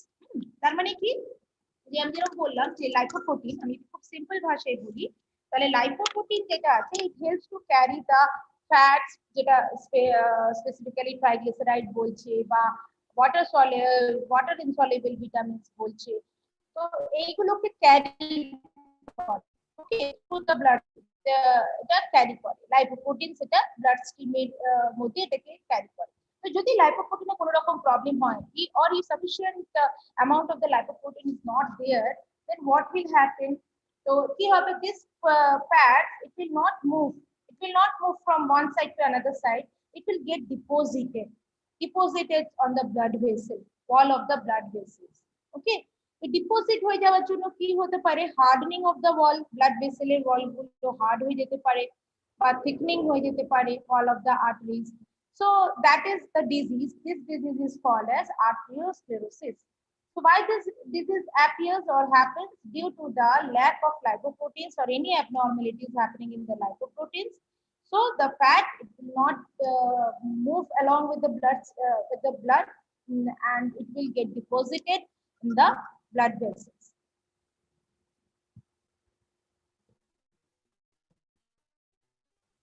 Next is familial hypercholesterolemia. ঠিক আছে, cholesterol, this is related to cholesterol. So this is an autosomal dominant disease that is caused by the deficiency of LDL. LDL means low density lipid, যেটা বললাম, LDL receptor, okay, on the surface of the cell in the liver. and other organs. Okay, মানে কি হচ্ছে this hypercholesterolemia মানে deposition of the cholesterol. Okay, cholesterol that will get deposited, it will not get moved to other organs. This cholesterol will get deposited in a particular organ, that is liver. Okay, liver is cell deposit হয়ে যাবে. So this occurs due to the LDL receptor. Okay, due to the deficiency in low density lipids receptor. LDL receptor is there. So as a result, যদি এটা না হয় তাহলে কি হবে? This cholesterol is not moved into the cell. As I said, cholesterol টা move করবে না. So under normal condition, when enough cholesterol is present in the cell, the feedback mechanism signal enzymes to cease cholesterol synthesis. Okay, যদি সেলের মধ্যে access suppose আমার যতটা দরকার cell synthesise করছে cholesterol by different physicochemical reactions, cell synthesise করছে, তো যদি যতটা দরকার শরীরে, ইটস আ কমপ্লিট মেকানিজম, এটা পুরো একটা মেকানিজম, তো শরীরে যতটা দরকার ওই মোমেন্টে cholesterol, that will suppose enough synthesis হয়ে গেছে, then it shows a signal to the cell that no need to synthesize further cholesterol. Further cholesterol synthesis করার দরকার নেই. Okay, that is called as feedback mechanism signal of enzymes. Okay, then কি হবে? It will cease immediately, the cell will cease the cholesterol synthesis. Cholesterol synthesis টাকে cell immediate cease করে দেবে. Okay, so in familial hypercholesterolemia, these enzymes are relieved from feedback inhibition, thus inducing the production of still more cholesterol. Okay, তো এখানে কি হচ্ছে, যখন এই ডিজিজটা হচ্ছে, this disease occurs due to this enzyme that are relieved of feedback inhibition, thus inducing the production of still more cholesterol. মানে যে এনজাইমটা এই সিগন্যালটা দেবে যে further cholesterol synthesis is not required, so it will inhibit those enzymes. এই ডিজিজটা হলে কি হবে? ওই এনজাইমটা ইনহিবিট হয়ে যাবে. That means the cell is not getting the signal that okay, now the synthesis of cholesterol is enough, it is no needed further to stop the synthesis or cease the synthesis. তার মানে কি হচ্ছে, যখন সেই সিগন্যালটা পাচ্ছে না সেলটা, তাহলে কি হবে? Cell will again synthesize, that it will continue to synthesize that cholesterol. Okay, কোলেস্টেরলটাকে সিনথেসিস করতেই থাকবে. So তার মানে কি হচ্ছে, there will be a more cholesterol, more amount of cholesterol will be synthesized than which is practically required. যতটা দরকার তার থেকে অনেক বেশি কোলেস্টেরল সিনথেসাইজ হয়ে যাবে. ওকে, এন্ড এই কোলেস্টেরল গুলো কোথায় হবে? লিভার সেলের উপরে, স্পেসিফিক্যালি লিভার সেলের উপরে এগুলো ডিপোজিট হয়ে যায়. ওকে, so this kind of disease is called as hypercholesterolemia. Next is fatty acid oxidation defect. Fatty acid যদি oxidation problem হয় তাহলে কি হতে পারে? Let's see. So during the prolonged starvation, the metabolism of fat stored in adipose tissue is needed for energy production. Okay, যখন আমরা, আমি আগের দিন এটা বলেছিলাম, whenever we are in the starving, whenever we are starving for suppose for 8 hours or for 10 hours, starving মানে উপোস থাকছি, কিছু খাচ্ছি না. ওকে, starving মানে আমরা উপোস থাকছি, কিছু খাচ্ছি না, we are not taking food. Okay, so তখন কি হচ্ছে না, এই স্টারভেশন কন্ডিশনে বা ফর 24 to 48 আওয়ার্স যখন স্টারভেশন কন্ডিশনে, তাহলে বডি নিজের এনার্জি, বডি সেখানে যা এনার্জি স্টোর করা আছে, the body will use that energy. Okay, so body will immediately use that energy. So that energy যেটা body use করছে for to get that energy, it require the adipose tissue. Okay, adipose tissue তে fat deposit হয়ে থাকে. So at the time of requirement যখন দরকার, so the body will take that energy from the adipose tissue. Okay, so after the glycogen stores have been depleted, both gluconeogenesis and the production of ketone bodies by the liver fatty acid beta oxidations are essential for providing energy for the brain. The oxidation of fatty acid for energy occurs in the mitochondria and liver cells, liver cells, and requires a carrier molecule, carnitine. শোনো তোমাদের সিলেবাসে এখন যা আছে, you need not to know this whole mechanism. Okay, though I have mentioned over here, but you need not to know all this mechanism. Just you know that what are the disease that causes due to the deficiency of which molecule. Okay, যেরকম আমি বললাম যে cholesterol, যদি hyper cholesterol, যদি cholesterol deposit হয়ে যায়, that is called as hypercholesterolemia. Atherosclerosis, these are the different diseases. Fatty acid যদি আমার অক্সিডেশন না হয় তাহলে আমার কি হতে পারে? So these are the reason যে যদি ফ্যাটি অ্যাসিড অক্সিডেশন না হয়, then what is the mechanism due to which some abnormalities appear? কিভাবে abnormalities appear হয়? তো আলটিমেটলি কি হয়, যখন বডিতে ফ্যাটি অ্যাসিড অক্সিডেশন হয় না, so that occur due to the dysfunction of carnitine.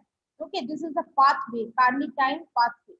Okay, so this carnitine transport enzymes, and due to the dysfunction of this carnitine, there will be a problem in the fatty acid oxidation. So যদি oxidation না হয়, it will not release or it will not produce any ATP. ATP produce করতে পারে না. Okay, so this is causes fatty acid oxidation defect, any defect, and this disorder is relatively common, and as a group may account approximately 5 to 10% of the cases of sudden infant death syndrome, SIDS. তো এইটা যদি কারোর মধ্যে খুব বেশি কার্নিটাইন একটা transport mechanism, enzyme transport mechanism, so এইটা যদি কার্নিটাইন সিস্টেমটা যদি ঠিক না থাকে তাহলে ফ্যাটি অ্যাসিড অক্সিডেশন হয় না। তো যার মধ্যে কার্নিটাইন সিস্টেমটা বা ট্রান্সপোর্ট সিস্টেমটা ঠিক না থাকে, তো এটা কি হয়, অনেক সময় ইনফ্যান্টদের মধ্যে, পেডিয়াট্রিক পেশেন্টস যেরকম 5 to less than 12 years যাদের মধ্যে হয়, তো সেখানে সাডেন ইনফ্যান্ট ডেথ সিনড্রোম দেখা যায়, SIDS বলে। The disorders commonly manifest with hypoglycemia or liver disease. Hypoglycemia মানে decreased level of glucose in the blood circulation. So blood sugar level টা একদম drop করে যায়. So this may cause multi-organ failure, liver failure হতে পারে, heart failure হতে পারে. So this may cause.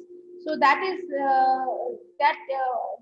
syndrome is called as sudden infant death syndrome. This occurs due to the fatty acid oxidation defect. And why this fatty acid oxidation defect happens? Due to the dysfunction of carnitine transport enzymes. Okay, so these are some disease which are arises due to the defect in the metabolism of the lipids. Now we'll start vitamins. Vitamins আমরা কি পড়বো?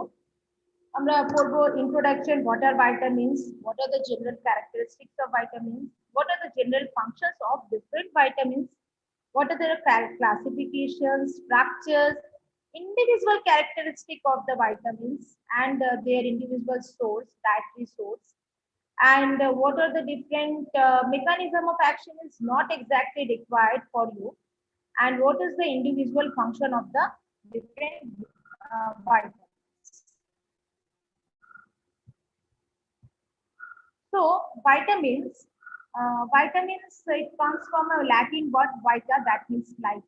Okay, vita, it is coming from a Latin word vita, that means life. So it is very essential component for life. Vitamin is one of the most essential component for life. Different kinds of vitamins are there. Each and every vitamins are having different functions. They are meant for different functions. So we need all the vitamins in a balanced way. So this what are vitamins? Vitamins are organic components in food that are needed in very small amount for growth and for maintaining good health. ঠিক আছে? So এটা সবাই জানি। So আমাদের সবাইকে ভালো করে vitamins, এখন তো করোনা চলছে, সবাই জানো, সবাই বলছে ভাইটামিন সি বেশি করে খাওয়া উচিত, কারণ ভাইটামিন সি আমাদের ইমিউন সিস্টেমটাকে অনেক strengthen করে. We also need vitamin D. Okay, so vitamin এখন অনেক ক্যাপসুল মার্কেটে অ্যাভেলেবল, ভাইটামিনস খেতে হবে, ভাইটামিন একটা খুব পপুলার ফর্মুলেশন বলে E to Z, তো সেটার মধ্যে all vitamins are there. So these vitamins are required to strengthen our immune system so that we can fight with corona. We can develop our own immune system. Okay, so these vitamins are very much important. So what is the different characteristics of the vitamin? These vitamins are required in small quantities in a diet because they cannot be synthesized by the body. Okay, so কিছু vitamins আছে, necessary vitamins যেটা কি আমরা dietary source থেকে নাও পেতে পারি, আমাদের body সেটা নিজেই সিনথেসাইজ করে. So some vitamins are there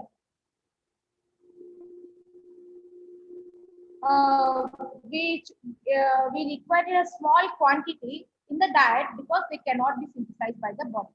তার মানে কি বলছে যে কিছু ভাইটামিনস আমাদের বডি সিনথেসাইজ করতে পারে আর কিছু ভাইটামিনস আমাদের বডিতে সিনথেসাইজ হয় না. So that necessary vitamins, that vitamins is we should take in as a diet. So next is water soluble vitamins cannot be stored in human tissue. যে vitamin গুলো water soluble সেটা human টিস্যুতে store করা যায় না. So their excess is excreted with urine. মানে store হয় না, যেটা এক্সেস থাকে সেটা তো স্টোর হয়ে যায়. তো যদি এটা ওয়াটার সলিউবল হয় তাহলে এটা স্টোর হবে না, এটা এক্সক্রিটেড হয়ে যাবে urine. Okay, and the significant amount of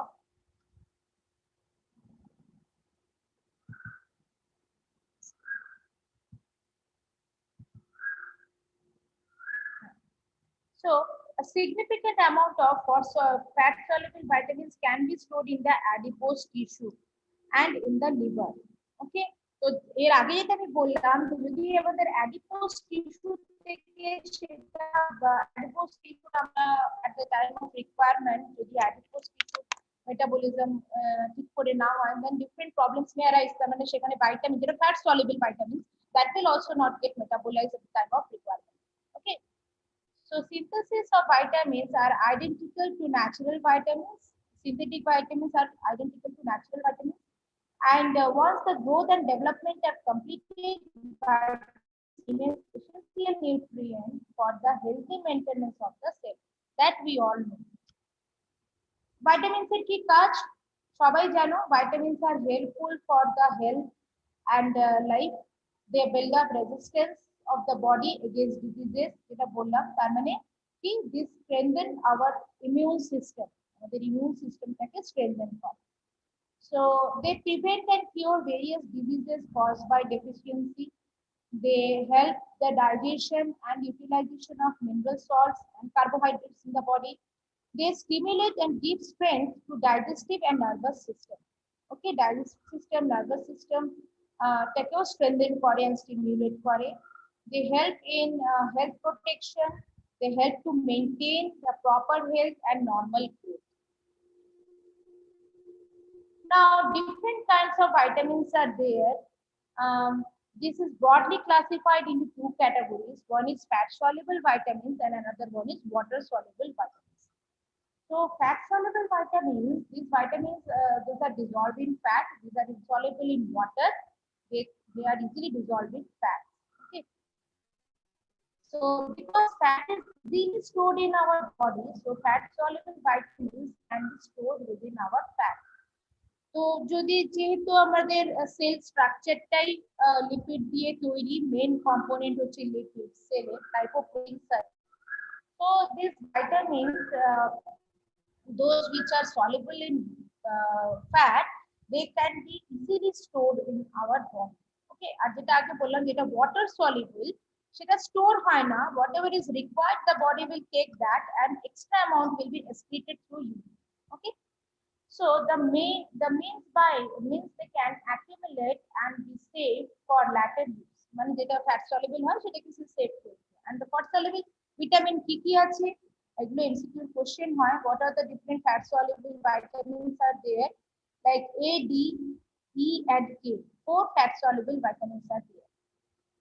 Water soluble vitamins. What are different water soluble? So vitamins that are dissolved in water because of our body. That is, body is a watery environment. These vitamins can move through our body pretty easily, and they can also be flushed out by the kidneys. So water soluble vitamins including D complex, vitamin C, and the whole range of vitamin D. B1, B2, B3, B5, B6, B12, B9. This is the whole. So B and C, these are water soluble vitamins, and ADEK, these are fat soluble vitamins. So 2 water soluble and 4 fat soluble vitamins are here. So this is the simple category schematic diagram for the vitamins. Vitamins water soluble and fat soluble. Water soluble can be again divided into 2 categories: non-B complex and B complex. Non-B complex is ascorbic acid like vitamin C, and B complex again 3 categories are there: energy releasing, hematopoietic, and others. So energy releasing is the vitamin B1, B2, B3, biotin, pantothenic acid, and hematopoietic is folic acid and vitamin B12. Others are pyridoxine, pyridoxal, pyridoxamine. And fat soluble vitamins are ADEK. তো এইগুলো সব নাম দেওয়া আছে, তো এক্সামে question কিন্তু ADEK বলে না এসেও যেরকম ভিটামিন ডি টাকে বলছি কোলে ক্যালসিফেরল, ভিটামিন ই টাকে বলছে tocopherol, so it may comes by its name also. ঠিক আছে, এটা এরকম ভাবে নাম দিয়েও আসতে পারে। সো ওয়াটার সলিউবল ভিটামিনস কি হতে হবে, ক্রাইটেরিয়া কি কি আছে, যদি অ্যাবজর্পশন হয় তাহলে ওয়াটার সলিউবল ডাইরেক্টলি অ্যাবজর্ব হয় two the blood stream because blood contains the watery component, so it will directly absorb to the blood stream. আর fat soluble যদি হয় তাহলে live via cellular membrane, কারণ cellular membrane consists of lipoprotein. So যদি fat soluble vitamin হয় তাহলে এটা live via cellular membrane absorb হয়। Next, transport. Transport হচ্ছে this is freely transported, and fat soluble হচ্ছে it requires carrier, it requires lipoprotein to transport the vitamins. Storage হচ্ছে circulated freely, এটা store হয় না specifically. Water soluble vitamins, it cannot be stored, and the vitamins which are soluble in the fat, this can be easily stored in the cell with fat. Excretion, it is excreted through urine, and in case of fat soluble, it is stored. It is not usually excreted; it is stored in the fat. Next, toxicity, possible water supplements and likely water supplements. মানে এটা toxicity from water soluble vitamins এর কারণ it is excreted, চলে যায়, আর যেহেতু এটা deposit হয়ে যায়, so it may create some toxicity. And requirements হচ্ছে every 2 to 3 days, কারণ আমাদের শরীরে ওয়াটার সলিউবল ভিটামিনস নিজে থেকে শরীর প্রোডিউস করে না, and we have to take it from the outside, and as it is excreted, it is not being stored in the cell. So every 2 to 3 days interval, we have to take this water soluble vitamins as a dietary component. And the fat soluble vitamins, if as it is stored inside the cell with fat, so we can take it in every week or once in a week. So these are some chemical structure of vitamin A. So you just go through the structure, but not necessary to remember all those structures. You just go through and see the different structure, what are the different chemical molecules, chemical groups, what are the ring structures present in the structure. Now fat soluble, continue with the fat soluble vitamins. আচ্ছা, আমাকে তার আগে বলো কারো কিছু doubt আছে কিনা এতটা, then I will start the individual vitamins. বলো। হ্যালো হ্যালো, সবাই শুনতে পাচ্ছো, or everyone has left?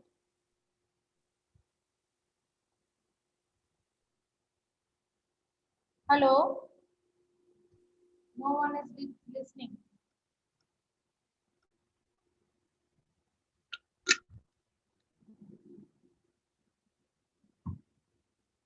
Okay. So I'll start with vitamin A. So this vitamin A, it is a group of unsaturated nutritional organic compounds that includes retinoic acid. Okay. So this several provitamins are there of this vitamin A, and is active form is present in animal tissue. The active form of vitamin, it is generally called as retinol. Vitamin A, this is called as retinol. Beta carotene, vitamin A. So the daily requirement is in men and women 600 micrograms, and pregnant and lactating mothers 950, infants 350, and children 600 micrograms. This is the dietary requirements of vitamin A. What are the different sources? Carrots, papaya, meat, egg, cheese, fish. So many sources are there. In foods, you may have melon, peaches, avocados. Next, what are the different functions? Vitamin A, it is specifically required for vision. Okay. So the main function of these vitamins are vision, gene transcription, immune function, and embryonic development and reproduction, bone metabolism, hematopoiesis, then skin and cellular health, antioxidant activities. So these are required. Next is vitamin D. Vitamin D, generally we know that with sun rays we are having enough vitamin D, so we should expose ourselves at least for 15 to 20 minutes in the sunlight to get this vitamin D. Other than that, other than sunlight, different vitamin D supplements are there. So this vitamin D, these are refers to a group of fat soluble secosteroids. These are called as secosteroids, and the chemical name of vitamin D is cholecalciferol. Vitamin D is known as cholecalciferol. Vitamin A is retinol and vitamin D is cholecalciferol. So this vitamin D, it is found in liver and fish oils, um, and uh, and some other sources are also there. So two sunshine vitamins, it is available in two forms, D3 and D2. D3 is cholecalciferol and D2 is calciferol. So two forms, sunlight আমরা যে vitamins vitamin D, it is present in two forms, হচ্ছে vitamin D3 and vitamin D2. Vitamin D3 হচ্ছে cholecalciferol and D2 is calciferol. So what are the dietary source? মানে suppose sunlight ছাড়াও আর কি কি source হতে পারে, যেরকম cheese, margarine, butters, fortified milk, or health cereals or fatty fish. This contains vitamin D. Daily requirements are 0.01 mg in adult men and women. Pregnant and lactating mothers, it is 0.1 mg, or infant and children 0.1 mg. More or less equal requirements are there. What are the different functions of vitamin D? What it does? Generally, the calcium balance, cell differentiations, immunity, blood pressure regulations, development of bones and teeth. Next, coming to vitamin E. Vitamin E, that refers to a group of compounds that includes both tocopherols and tocotrienols. So, দুটোই থাকতে পারে, specifically it is called as tocopherol. So, tocopherol and tocotrienols, they are naturally occurring antioxidant. These are naturally occurring with vitamin E, is an antioxidant. এটা অনেক ক্ষেত্রে anti ageing factor হিসেবেও কাজ করে। So this tocopherol means toco means child and ferol means beer. Okay, so it is a yellow oily liquid freely soluble in fat solvent, and this tocopherol alpha, beta, gamma or delta they have obtained from the natural source. Natural source থেকে পাওয়া যাবে। Dietary কি কি natural sources আছে, যেরকম তোমার different fruits, papaya and spinach, শাগে আছে, ঠিক আছে। তাছাড়া তোমার you can see the different dietary components are there. Oils এ আছে and different spices এর মধ্যে আছে। Okay. Next, the functions. What are the different functions of vitamin E? So it is antioxidant. It is having a high, most powerful antioxidant, and it is free radical scavengers. It will take all the free radicals and protects, when it removes toxicity, it protects the cell membranes, it protects LDL from oxidation, the protection of double bond in polyunsaturated fatty acid, and it prevents rancidity. যে কোনো জিনিস পচে যাওয়ার থেকে বাঁচতে পারে। So it is prevents rancidity, means টাইমের আগে পচে যাওয়ার থেকে। Works in conjugation with selenium. Selenium is a metal, so metal এর সাথে এটা conjugate করে। Coming to vitamin K, so this vitamin K, this refers to a group of structurally similar fatty acid, and this is known as, this is again having two natural vitamins. One is vitamin K1, phyloquinones, and K2, menaquinones. So this vitamin K, it is known as vitamin K phyloquinones or menaquinones. Okay.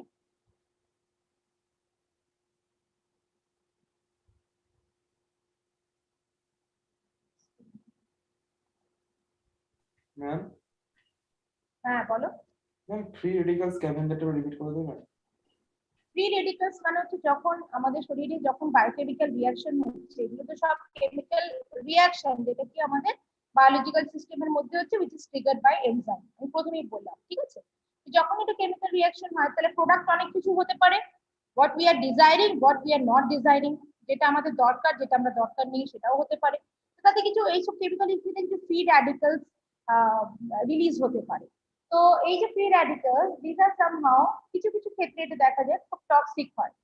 So this vitamin K, it will absorb, sorry, vitamin E যেটা আমি বললাম, it will absorb some free radicals. I mean, it is removing the toxicity থেকে, যেটা কি antioxidant করে। Okay, so it will absorb that free radicals to produce the toxin. ওই জন্য বলে it is free radical scavengers. So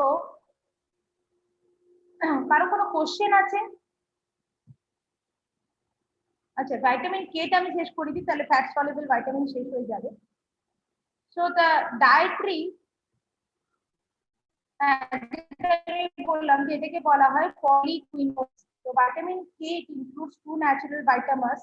one হচ্ছে দু রকম থাকে, যেরকম ভিটামিন ডি এর দু রকম আছে সানশাইনে, D1 and D2। তো এখানে হচ্ছে ফাইলোকুইনোজ এন্ড মেনাকুইনোজ, দুটোই vitamin K. Okay, this vitamin K, this is called as anti-hemorrhage vitamin. তার মানে এটা blood clotting এ আমাদের হেল্প করে। Okay, so it helps in the blood clotting mechanism, vitamin K.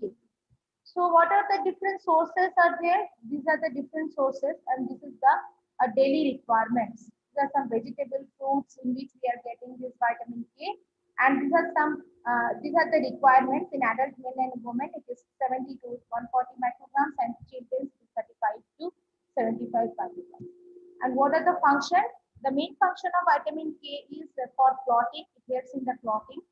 So it is essential for the hepatic synthesis of coagulation factor. When the blood clot করে, it needs some coagulating factors. Okay, so these factors are 2, 5, 7, 9 and 10. অনেকগুলো factors আছে, but this vitamin K it is essential for the hepatic synthesis of মানে liver থেকে যে synthesis of this coagulation factor, এই factor গুলো সিনথেসিসের জন্য help করে, এই ফ্যাক্টরস গুলো ব্লাড ক্লটিং এ হেল্প করে। So it helps in the blood clotting, it prevents the hemorrhage. Okay, so it is very very important enzyme. Okay, sorry, very important vitamins. And this also helps in oxidative phosphorylation, so it acts as a cofactor. মানে phosphorylation যখন হয়, there all enzymes are required, different cofactors and factors are required. So this during this phosphorylation, vitamin K, it also acts as a cofactor. Other cofactors are also there like NAD, NADH, different NADP, all other different cofactors are there, but this vitamin K, it acts as a cofactor in case of oxidative phosphorylations. Okay, and vitamin K, it is also needed for carboxylation of glutamyl residue of calcium binding transport between the flavin coenzyme and the cytochrome system. মানে এখানে যে calcium যে transport channel রয়েছে, সেখানেও this help this vitamin K to transport this calcium outside the cell or within the cell. Okay, so today only this much only. Tomorrow, next class I will continue with water soluble vitamins. Ma'am. Okay, so if you have any doubts আমাকে জিজ্ঞাসা করতে পারো। হ্যাঁ বলো। Ma'am PPT গুলো submit গুলো খুব ভালো। হ্যাঁ বলো। ম্যাম পিপিটি গুলো আমার একটা খুব টেকনিক্যাল ইস্যু হয়েছে, টেকনিক্যাল ইস্যু হচ্ছে আমি ক্লাসে জয়েনই করতে পারিনি এখনো তোমাদের ক্লাসরুমে। তো আমি আজকে প্রিন্সিপাল স্যার আমাকে বলেছেন আবার যাব আমি হোপসো কি আজকের মধ্যেই সলভ হয়ে যাবে। আমার হয়তো মেল রিলেটেড কোনো একটা টেকনিক্যাল ইস্যু হয়েছে, তার জন্য I couldn't able to join the classroom. Okay, so I think today I will resolve the issue. তোমাদের পরীক্ষা আছে সামনে, আই ক্যান আন্ডারস্ট্যান্ড। আমি আজকে কালকের মধ্যে 100% এটা ঠিক করে। Okay ma'am. Okay.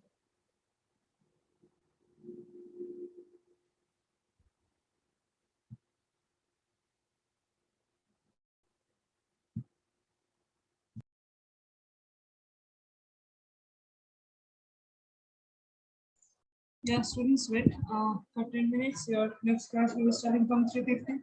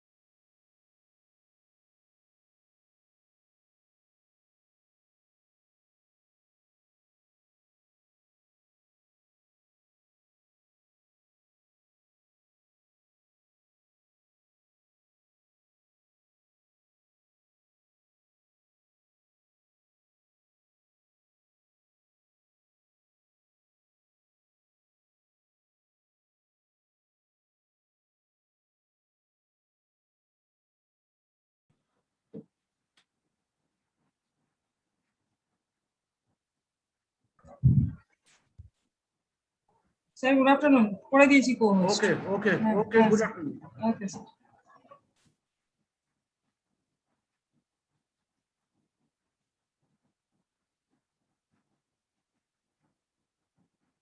Hello, good afternoon.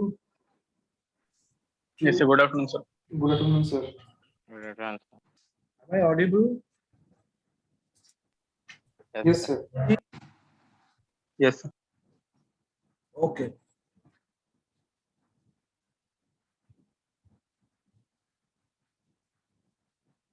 So how are you passing your days? Again, we are approaching towards lockdown situation. Can you hear me? Yes, sir. Yes, sir. Yes, sir.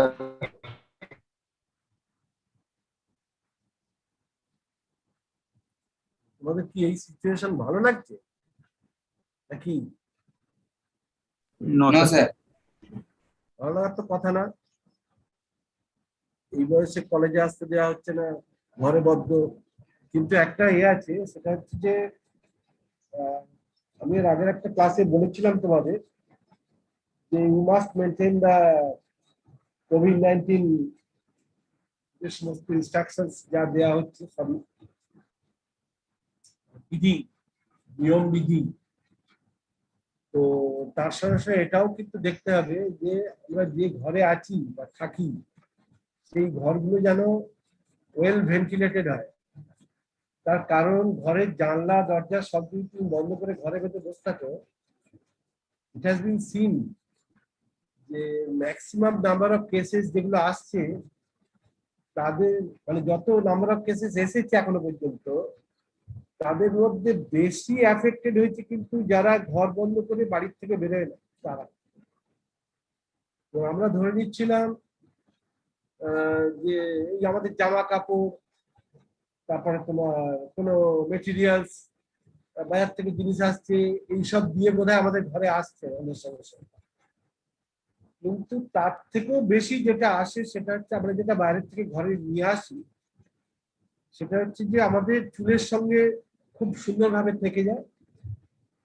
আমাদের হাতে আমরা যে জিনিসপত্র এ করছি বা নিজেরাও যে সব তোমার যে কি বলবো যে সিমটোম্যাটিক বলো তাদের সামনে যাচ্ছি, তাদের জবস বা তাদের থেকে এমন একটা দূরত্বে রয়েছে যে দূরত্বে এয়ারটাও টেনে নিয়ে চলে আসছে তাকে, ওই 3 ফুটের ব্যাপারটা কিন্তু চলে গেছে কনসেপ্টটা, তার থেকেও বেশি ও যেতে পারছে।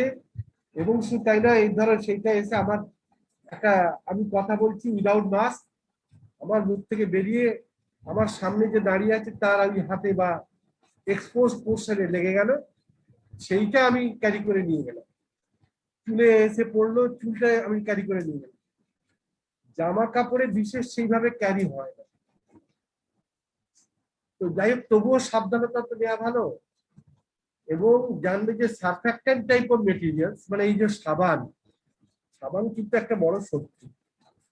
সেই জন্য বাইরে থেকে গিয়ে সাবানে ভালো করে চুবিয়ে রেখে দাও, এবং শুধু তাই না, নিজেও ভালো করে পরিষ্কার হয়ে যাও, তাহলে চান্স কমে গেল। কিন্তু ঘরের লোড যাতে না বাড়ে সেটাও দেখতে হবে। ঘরের লোডটা বাড়তে পারে যদি তুমি বদ্ধ জায়গায় এসি চালিয়ে বাইরের হাওয়াকে টানছো, টেনে ঘরে ঢোকাচ্ছ, প্লাস হচ্ছে তোমার জানলা বন্ধ, শুধুমাত্র দরজাটা খোলা, তাতে কিন্তু ঘরের লোডটা, আমিও যদি অ্যাসিম্পটোম্যাটিক যদি অ্যাফেক্টেড হই, আমার শরীর থেকেও যা বেরোচ্ছে ফটাফট তো বাড়ছে তো শরীরের ভেতরে বটেই, তার সঙ্গে সঙ্গে বাইরে যা বেরোচ্ছে আমার নিঃশ্বাস প্রশ্বাসে, সেটাও কিন্তু ঘরের লোডটাকে বাড়িয়ে দিচ্ছে। সেই জন্য জানলা দরজা সব খুলে রাখতে হবে, বাইরের বাতাসে হাওয়া বাতাসে ঘুরতে হবে, taking proper protection as well as আমাকে যা ভ্যাকসিনেশন বলো এ বলো সেগুলো খেয়াল রাখতে হবে। শুধুমাত্র ভ্যাকসিন নিয়েছি অতএব আমি হিরো, আমার আর কিছু হবে না, কোনো কিছু বিধি না মেনে আমি ঘুরে বেড়াচ্ছি, সেটা করলে চলবে। সুতরাং সব দিকটাই ভালো করে ভেবে দেখে ঠিকভাবে নিয়ম মেনে চললে ভয়ের কোনো জায়গা নেই, আতঙ্কের কোনো জায়গা নেই। এখন যেটা হচ্ছে, যেটা তার যে রেকর্ড বা স্ট্যাটিস্টিক্স যা বলছে সেটা হচ্ছে মোর দ্যান 90%, প্রায় 95-96% কেসেস তারা কিন্তু হসপিটালাইজড হওয়ার মতো কেসেস নয়। যদি অক্সিমিটার থাকে বাড়িতে, অক্সিমিটার এখন প্রায় প্রত্যেক ঘরে ঘরেই প্রায় প্রত্যেকে কিনে ফেলেছে। If it goes down to 94%, goes down to 94, মানে 94 এর নিচে, তাহলে ঘরেতেই দেখতে হবে কিভাবে আমার এই অক্সিমিটারে ওইটাকে 93 ওপর তোলা যায়।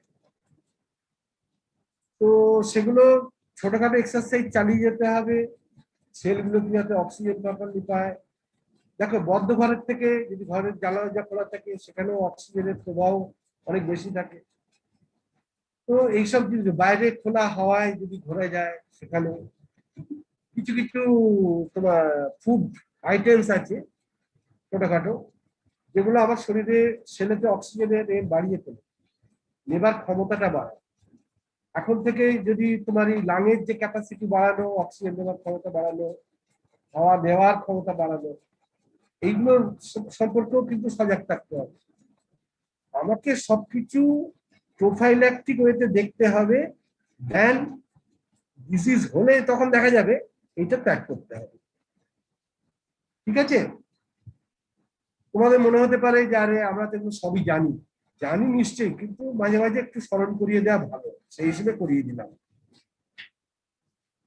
Thank you sir. আগের দিন তোমরা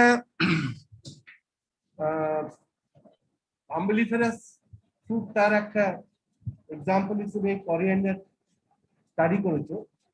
তো করিয়েন্ডার অ্যাজ এ হোল যে ফ্রুটটা, সেটাকে একটা টেকনিক্যাল নামে আমরা ডাকি, ফার্মাকোলজিস্ট একটা নাম আছে তার, যেটা আগের দিনেই বলেছি। সেটা কি একজন বলো? কোরিয়ান্ডারাম স্যাটিভাম। না, ওটা তো বায়োলজিক্যাল সোর্স, ওই গাছটার বায়োলজিক্যাল নেম। কোশ্চেনে কি বললেন আগে বলুন স্যার। আম্বেলিফেরাস। আম্বেলিফেরাস তো আম্বেলিফেরি হচ্ছে ফ্যামিলি, আম্বেলিফেরি ফ্যামিলির ভেতরে যে সমস্ত ফ্রুটস গুলো পাওয়া যায় সেগুলো কার্মিনেটিভ। ফ্যামিলি ওর প্রপার্টি। আমার প্রশ্নটা ছিল যে একটা করিয়েন্ডার ফ্রুটকে আমরা অ্যাজ এ হোল কি নামে ডাকি? একটা টেকনিক্যাল নাম। ক্রেমোক্রপস। ক্রেমোকার্প। এবার এটাকে একটু হালকা প্রেসার দিলে এটা দুটো ভাগে ভাগ হয়ে যায়। একটা ভাগকে কি নামে ডাকা হয়? মেরিকার্প। এই মেরিকার্প তার কি কিছু বৈশিষ্ট্য আছে, কিছু স্পেশাল ফিচার? তার মধ্যে কিছু প্রাইমারি রিজ, সেকেন্ডারি রিজ আমরা শুনেছি। প্রাইমারি রিজ গুলো কিরকম হয়, স্ট্রেট হয় নাকি ওয়েভি হয়? সেকেন্ডারি রিজ গুলো স্ট্রেট হয় নাকি ওয়েভি হয়? করিয়েন্ডারের ক্ষেত্রে এক একটা মেরিকার্পের ওপর কটা প্রাইমারি রিজ থাকে, কটা সেকেন্ডারি রিজ থাকে, তার স্টাইলোপড থাকে কিনা, তার পেডিসেল থাকে কিনা, এইগুলো, এই যে স্টাইলোপড আছে কিনা, পেডিসেল আছে কিনা, প্রাইমারি রিজ আছে কিনা, সেকেন্ডারি রিজ আছে কিনা, ওটাকে যদি ক্রস সেকশনাল, যদি ট্রান্সভার্স সেকশন যদি দেওয়া হয়, তাহলে কেটে ফেলা হয় যদি তাকে পেটের কাছ থেকে সরাসরি, তাহলে কিছু ফিচার্স দেখতে পাওয়া যায় যে সারফেসটা ওপেন হলো, সেই সারফেসটা মানে কেটে দ্বিখণ্ডিত করার পরে যে দুটো খণ্ড পাওয়া গেল, এক এক দিকের খণ্ডে আমরা কিছু স্পেশাল জিনিস দেখে থাকি, সেগুলোও বলেছি, ছবিও দেয়া আছে। এটা বলার আমার উদ্দেশ্য হচ্ছে একটাই, এটা কিন্তু বহু সময়টি কোয়েশ্চেনে আসে, কারণ এই যে স্পেশাল ফিচারটা আছে আম্বিলিফেরাস ফ্রুটে, সেইটার জন্যই কিন্তু দেয়া হয়। কি সেগুলো? এর মধ্যে ভিত্তি দেখতে পাই, যেগুলো ভোলাটাইল অয়েল গুলোকে ক্যারি করে বা যেখান থেকে সিক্রেট করে বার করে দেওয়া যায়, এক্সট্রাক্ট করে বার করে দেওয়া যায়। এখানে র্যাফে দেখতে পাওয়া যায়, এখানে কার্পোফোর দেখতে পাওয়া যায় মাঝখানে একটা, তো এন্ডোস্পার্ম দেখতে পাওয়া যায়। তো এই যে জিনিসগুলো সব দেখলাম, সেগুলো সবই, তার মানে কি আমি একটা ছোট্ট ফ্রুট পেয়েছি, দেখতে অনেকটা করিয়েন্ডারের মতো, করিয়েন্ডার নাও হতে পারে, আম্বিলিফেরাস ফ্যামিলি নাও হতে পারে। ইফ ইট ইজ আম্বেরাস ফ্যামিলি, তাহলে কিন্তু আমি এই জিনিসগুলো দেখতে পাবো যেগুলো বললাম। ফেনেল হচ্ছে ঠিক সেই রকম আর একটা ফ্রুট, ফেনেল, এও কিন্তু আম্বেলিফেরি ফ্যামিলি, আম্বেলিফেরি আমাদের সিলেবাসে আছে, আমরা একটু স্টাডি করে নেব। ঠিক আছে, আমাদের মেন কি কি স্টাডি করতে হবে সেটা একই রকম। কোথায় পাওয়া যায়, এর বায়োলজিক্যাল সোর্স কি, এর জিওগ্রাফিক্যাল সোর্স কি, এর কেমিক্যাল কনস্টিটিউয়েন্টটা কি, এটা মোটামুটি একটুখানি ব্রিফ। কিভাবে কাল্টিভেট হয়, যেমন করিয়েন্ডারের ক্ষেত্রে আমরা বলেছিলাম যে কাল্টিভেশনটা দুটো বছরের দুটো সময়ই হতে পারে, একটা খরিফ মরশুম আর একটা হচ্ছে তোমার উইন্টারে যেটা হয় রবি মরশুম। তো এখানেও সেগুলো দেখতে হবে কাল্টিভেশন কোন সময় ভালো হতে পারে, এটা একটু জানার দরকার পড়ে। তার কারণ হচ্ছে তা নাহলে আমাদের যে উদ্দেশ্য ওটাকে নেওয়া, সেই জিনিসটা ওই সময় প্রপার টাইমে এটাকে যদি করা হয় তাহলে দেখা যায় যে বেশি মাত্রায় ভেতরে পাওয়া যায়। তা নাহলে অন্য সময় করলে তার মধ্যে থেকে এই জিনিসগুলো বেশি পাওয়া যাবে না। মেনলি ফেনেল বা করিয়েন্ডার আমরা কালেক্ট করে থাকি ভোলাটাইল অয়েলের জন্য। এবার করিয়েন্ডারের যে ভোলাটাইল অয়েল আছে তোমরা দেখেছো, সেই অয়েল আমরা তখন করেছিলাম যে লিভো বা ডেক্সট্রো লাইনোলুন যে পাওয়া যায়। আর এর আগেও আমরা যখন পড়েছি তখন দেখেছি যে ভোলাটাইল অয়েল গুলো কনস্টিটিউট হয় আইসোপ্রিন দিয়ে, এবং লাইনোলিনের স্ট্রাকচার আমরা যখন দেখি সেখানেও দেখি দুটো আইসোপ্রিন ইউনিট এক একটা লাইনোলুন মলিকিউল তৈরি করে। তো সুতরাং স্পেশাল ফিচার্স ফেনেলের যেরকম হয় সেরকম থাকবে। এর বায়োলজিক্যাল সোর্স হচ্ছে ফিনিকিউলাম ভালগারে মিলার।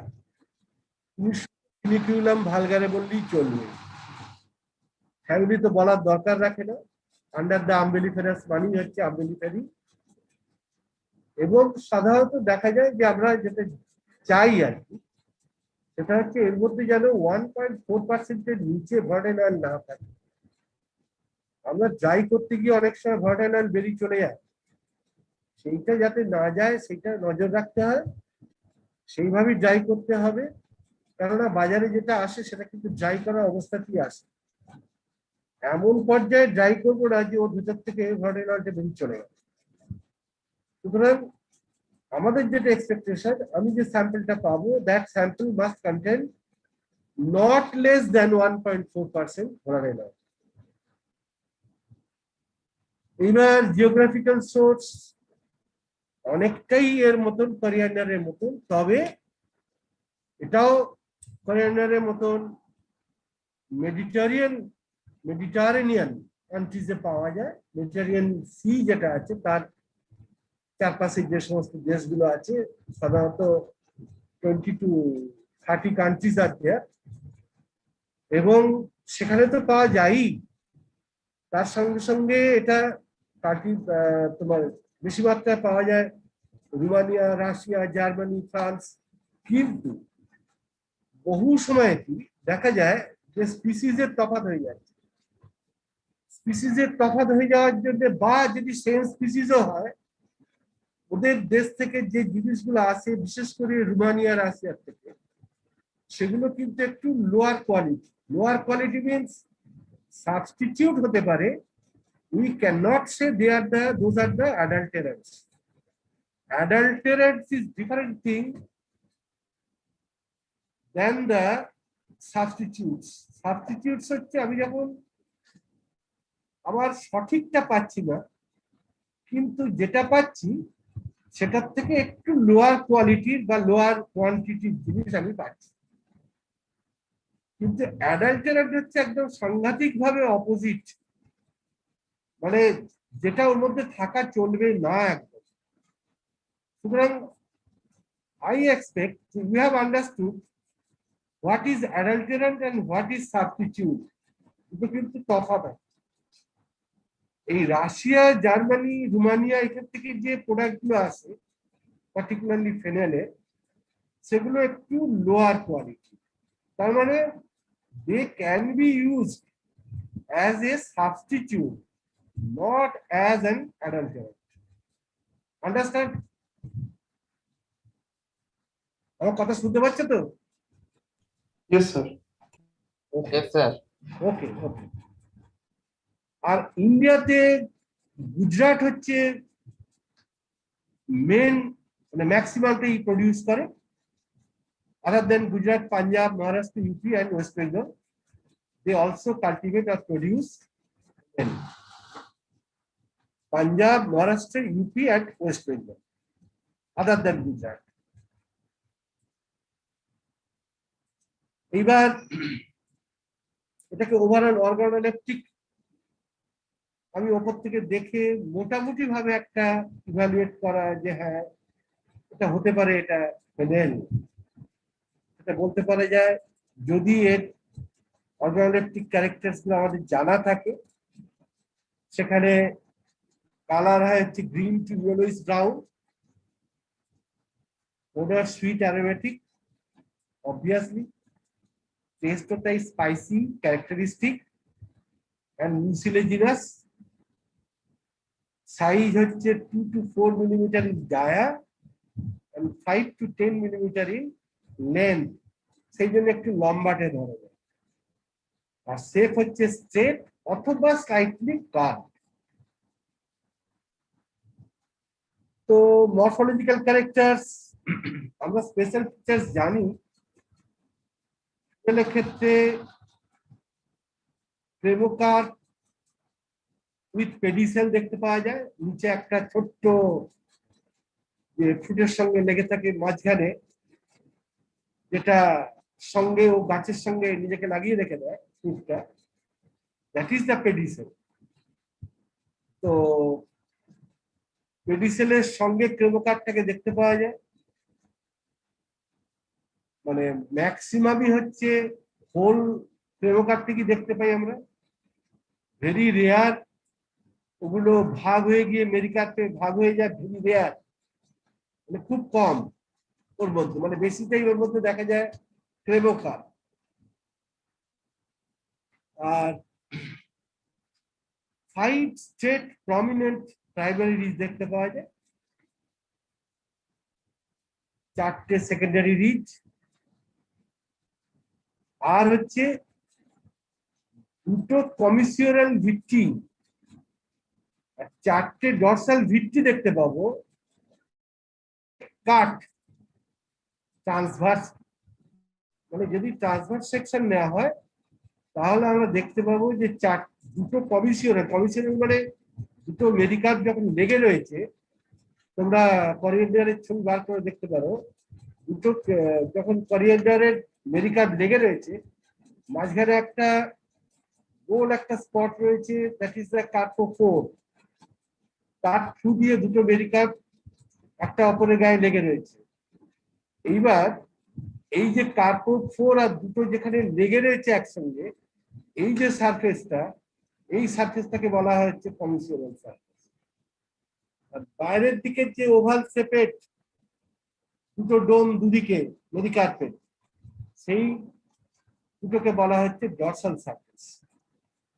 মানে অ্যাজ এ হোল ফেনেলের বাইরের সারফেসটা হচ্ছে ডরসাল সারফেস, আর যদি 2টো মেরিকার্পকে ভেঙে ফেলা হয়, আলাদা করা হয়, তাহলে যে নতুন 2টো সারফেস ক্রিয়েট হলো বা এলো, সেই 2টো তখন হচ্ছে কমিসিওরাল সারফেস। এটা যেন ভুল না হয়। আর দেখতে পাওয়া যায় এন্ডোস্পার্ম দেখতে পাওয়া যায় বেশ বড় ফেনেলের ক্ষেত্রে, ইন কম্পেয়ার টু করিয়েন্ডার। করিয়েন্ডারের যে এন্ডোস্পার্ম দেখতে পাওয়া যায় ছোট ছোট, র্যাফের ঠিক ওপরই।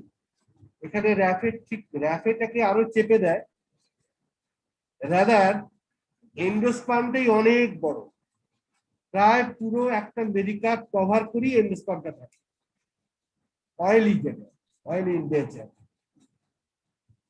নাও কেমিক্যাল কনস্টিটিউয়েন্টস যেটা 3% থেকে 7% অফ ভোলাটাইল অয়েল আমরা সাধারণত পেয়ে থাকি ফেনেলে, ওইটার সঙ্গে কিন্তু গুলিয়ে ফেলবে না। আমরা বায়োলজিক্যাল সোর্স বলতে গিয়ে একটা জায়গায় বলেছি যে ইট মাস্ট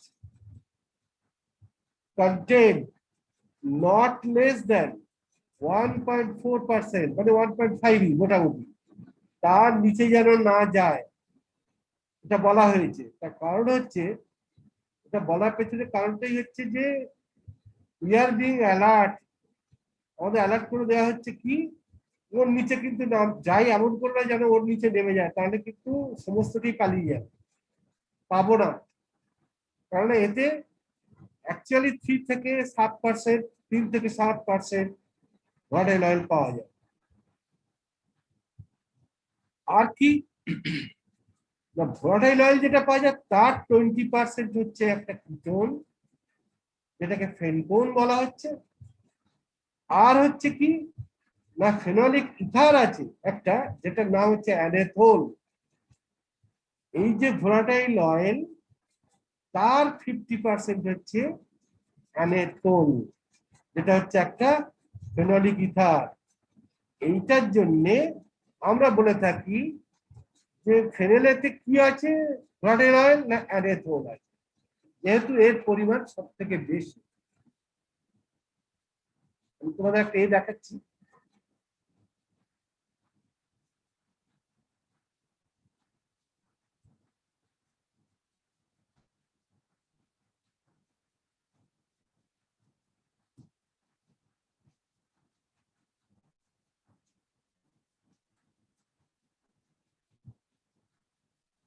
আশা করি দেখতে পাচ্ছি হ্যাঁ স্যার।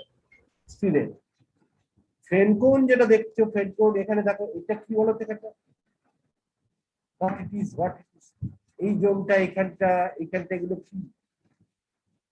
এটা তো সি, একটা কার্বন আছে নিশ্চয়ই, এখানে একটা কার্বন আছে, এখানে একটা কার্বন আছে, এখানেও একটা কার্বন আছে, এইখানটা একটা কার্বন আছে।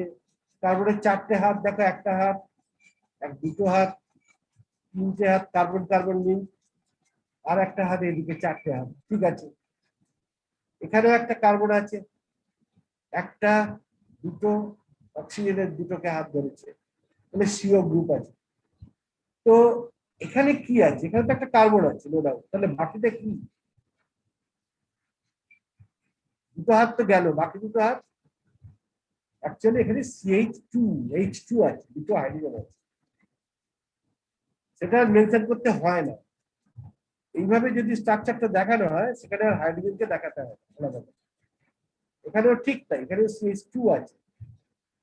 এখানে দেখো, এখানে কি আছে? এখানে একটা, দুটো, 3টে, তার মানে এখানে একটা H আছে। এইবার এদের প্লেনের ওপরেতে যদি অপটিক্যালি অ্যাক্টিভ হয়, তাহলে তখন আইসোমার্স গুলোকে দেখতে পাওয়া যায়। এক সেকেন্ড,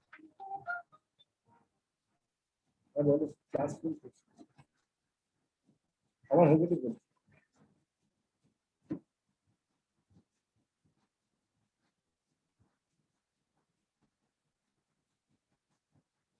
তো এটা হচ্ছে একটা কিটোন, এই যে কিটোন গ্রুপ বললাম, আর এটা হচ্ছে একটা ফেনলিক ইথার। দেখো ইথার লিঙ্কেজ দেখতে পাচ্ছ, CH3O C, this is O linkage. তো ফেনেলের ভেতরেতে যে ভোলাটাইল অয়েল আছে, তার 20% হচ্ছে বিস্কিটোন, ফেনকোল, এন্ড 50% এখানেও দেখো, এই যে এগুলো কি সব? H, CH, CH। এখানে কিন্তু কোনো এইচ নেই, 4টে হাত দেখানো হয়ে গেছে।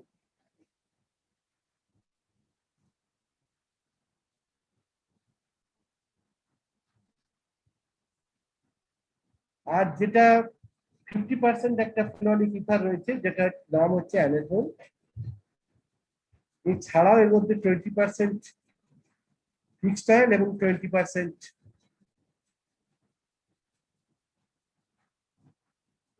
20% fixed oil, 20% protein, that is in phenol. ফেনেলের ভেতরেতে ভোলাটাইল অয়েল আছে 3 to 7%, আর 20% আছে পাওয়া গেছে ফিক্সড অয়েল, 20% পাওয়া গেছে প্রোটিন।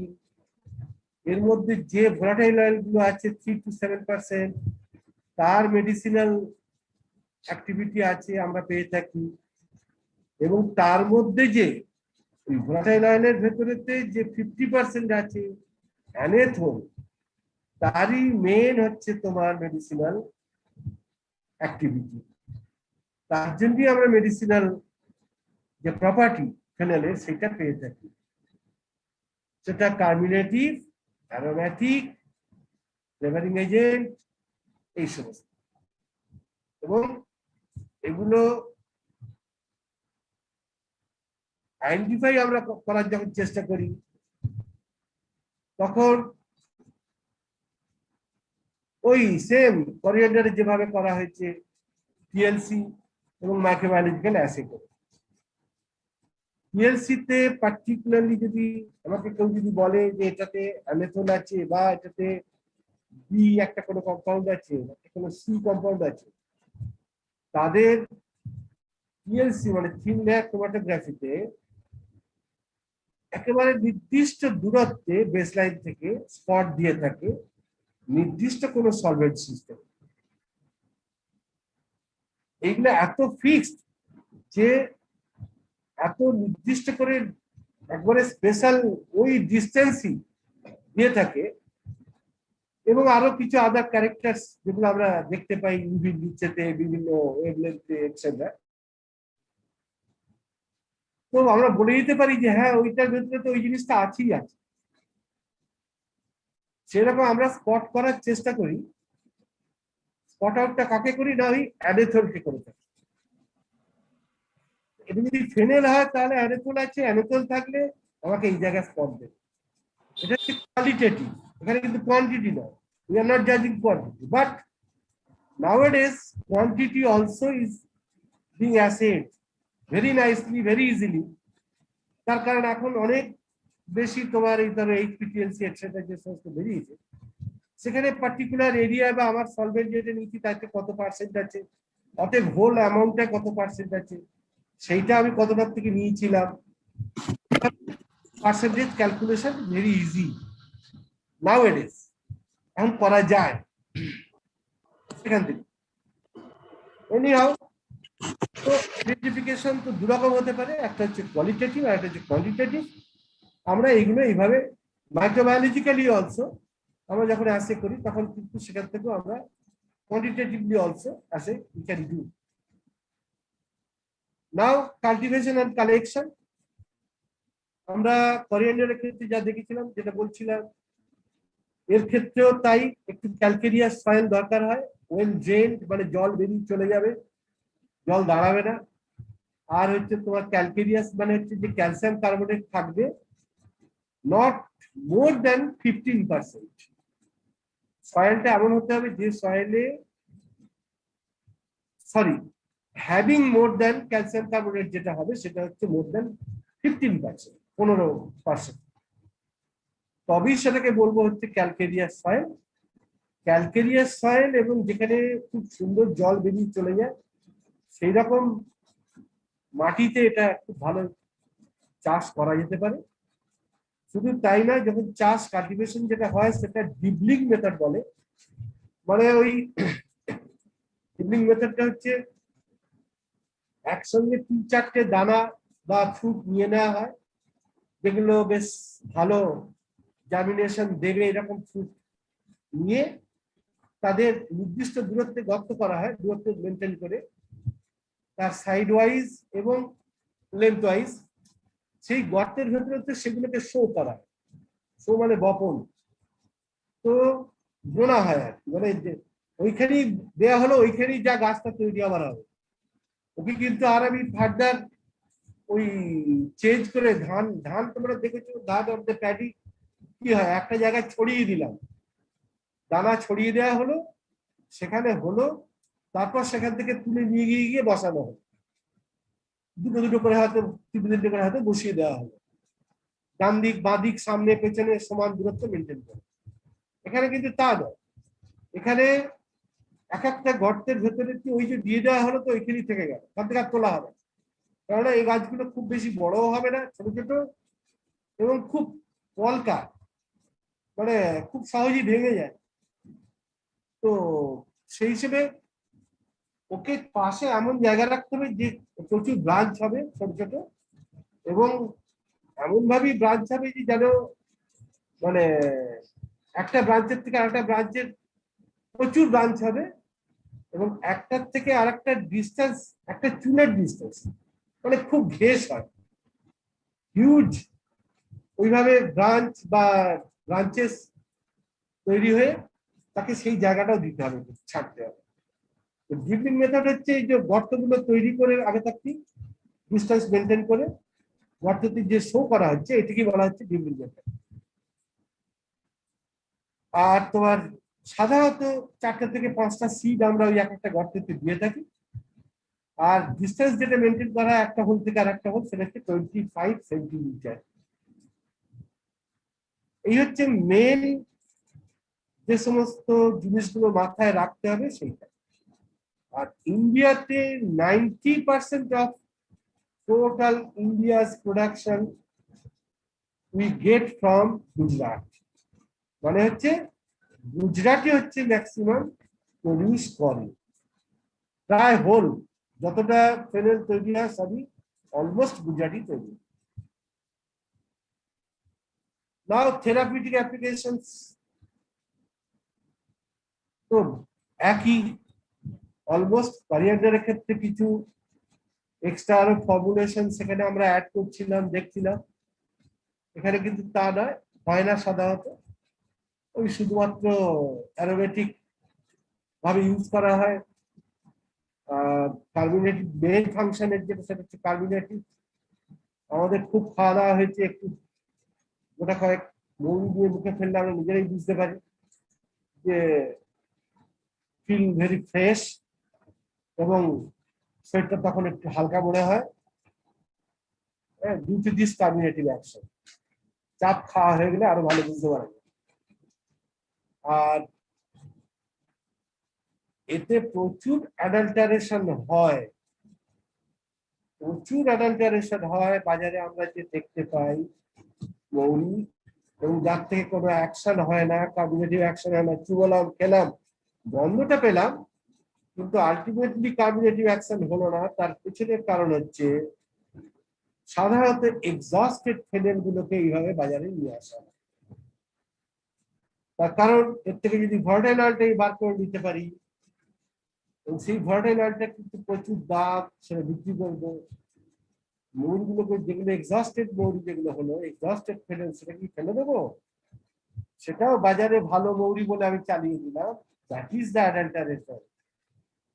যে পারপাস আমার হওয়া উচিত ছিল সেই পারপাসটা কিন্তু নট বি সার্ভ। সেই জন্য এই অ্যাডাল্টারেশন আমরা দেখতে পাই সাধারণত। আর যেটা সাবস্টিটিউট বলছিলাম, যে ডিফারেন্ট ভ্যারাইটি আছে, সাবস্টিটিউট ইউজ করা হয়, যেমন Russian Rumanian variety, French variety, even আমাদের ইন্ডিয়ান যে ভ্যারাইটি সয়েলে, সেটাও কিন্তু খুব একটা ভালো জাতের নয়। আমাদের মেডিটারেনিয়ান যে পোর্শন থেকে যে ফেনেল গুলো আসে সেইগুলো কিন্তু খুব ভালো জাতের, কারণ হচ্ছে যে তাতে ভর্টাইল অয়েলের পরিমাণটা ঠিকঠাক থাকে। জাপানিজ ভ্যারাইটি সেও তাই সাবস্টিটিউট হিসেবে ইউজ করা হয়, আমাদের এগুলো চলছে, এতে কিন্তু ভর্টাইল অয়েলের পার্সেন্টেজ অনেক কম থাকে।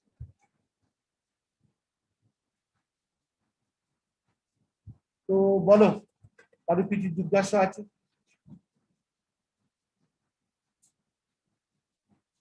কারো কিছু জিজ্ঞাসা আছে?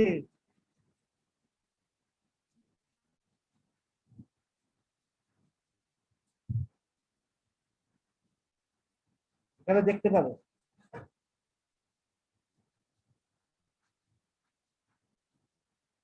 Can you see this? Yes, sir. এই যে একটা জায়গায় একসঙ্গে যে বসিয়েছিল তার প্রমাণ দেয়। ভেতরে এটা কিন্তু মার্চ করে যাবে, কাজগুলো এভাবে বেরিয়েছে, বেরিয়ে প্রচুর ব্রাঞ্চ হয়েছে, গায়ে গায়ে লেগে থাকছে, প্রচুর ব্রাঞ্চ হয়েছিল এখন ছোট ছোট, ছোট, ওই ধরো তোমার 1 হাত 1.5 হাত, তার বেশি হবে না। এবং ফেনেল গুলো এখানে আমরা দেখতে পাচ্ছি ম্যাক্সিমামই কিন্তু গোটা গোটা, তার মানে হচ্ছে ক্রেবোকার আছে। দেখো একটা মেরিকার দেখতে পাচ্ছি এখানে পড়ে আছে, এই আর একটা দেখছি, খুব কম কিন্তু, বেশিটাই হচ্ছে সব গোটা। একটা দুটো দেখতে পাওয়া যাচ্ছে যে মেরিকার এরকম অবস্থায় রয়েছে, ক্রেবোকার।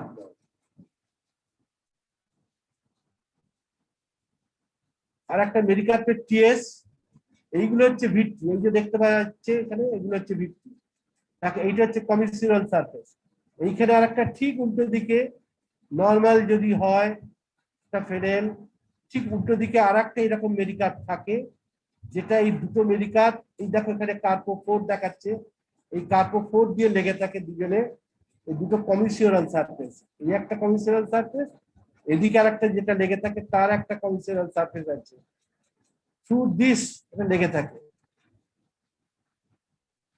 আর কি দেখো এখানে রিজ গুলো দেখতে পাওয়া যাচ্ছে, রিজ আছে এখানে, যে 5টা রিজ আছে, এর মধ্যে খুব প্রমিনেন্ট নয়, সেকেন্ডারি রিজ আছে ফেনেলের। তো অ্যাজ এ হোল এটা হচ্ছে এন্ডোস্পার্ম, এই জায়গাটা হচ্ছে র্যাফে, এই জায়গাটা হচ্ছে র্যাফে, দেখো চেপটে গেছে, র্যাফেটা ছোট হয়ে গেছে। তো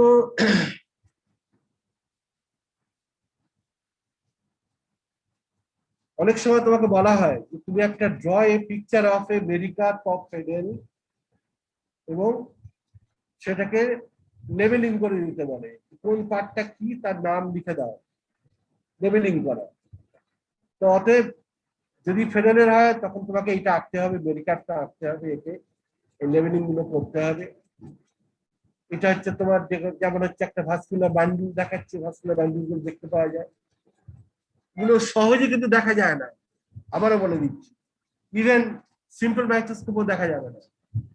যদি কোনো সাইড পার্মানেন্ট যদি থাকে, কাউকে যদি করানো হয় তাহলে দেখতে পাবে, অথবা নিজেরাও খুব তোমার কশাসলি মাইক্রোস্কোপিক্যাল সাইড বানিয়ে যদি দেখো সেকেন্ডারি, এই সরি তোমার কম্পাউন্ড মাইক্রোস্কোপে, then that can be see, otherwise কিন্তু দেখতে পাবে। আশা করি এতদিনে তোমাদের কাছে পরিষ্কার হয়ে গেছে যে what is simple microscope and what is compound microscope. একদম প্রথম দিকে দেওয়া হয়েছিল, তারপর ল্যাবের এতে ডেমো দিয়ে সেখানেও দেখানো হয়েছে, বোঝানো হয়েছে। অতএব সেটা প্লাস তোমাদের যে প্রথম ক্লাস টেস্ট হয়েছে সেখানেও কিন্তু কোয়েশ্চেন ছিল তারপর মাইক্রোস্কোপ থেকে বা সিম্পল মাইক্রোস্কোপ থেকে, টু ডিফারেন্সিয়েট এই কোয়েশ্চেন গুলো এই জন্যই কিন্তু দেওয়া হয়েছিল। Okay, wait for the next class. আমি দেখছি, আমি বলে দিচ্ছি যাতে নেক্সট টিচার তোমাদের ক্লাসের জন্য আসতে পারে। Thank you very much. Thank you, sir. See you in my next class. Okay, sir.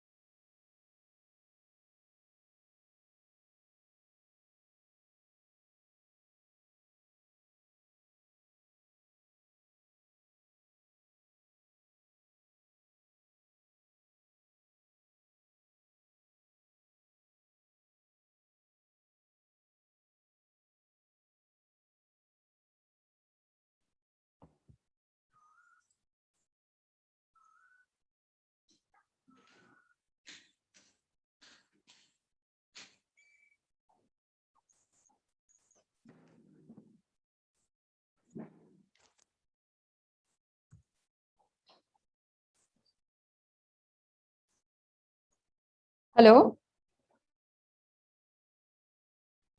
Hello, students. Hello, ma'am. Good afternoon. Good afternoon.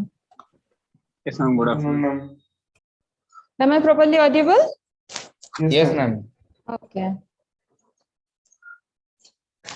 Last day কি পড়িয়েছিলাম? Pharmaceutics?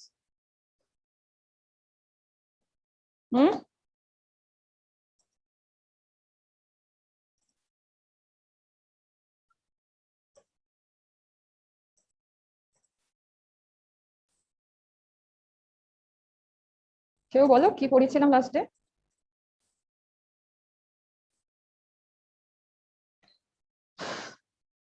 কি পড়িয়েছিলাম? Hello? Ma'am, heat. Heat process or heat transfer, and I also discussed about the evaporation. What is evaporation and what are the different factors related to the evaporation? I discussed about the temperature, surface area, film, and deposit. After that, I will discuss today. Okay. এখন পর্যন্ত সবার clear আছে? What is evaporation? কেউ বলো তো what is evaporation? Evaporation বলতে আমরা কি বুঝি?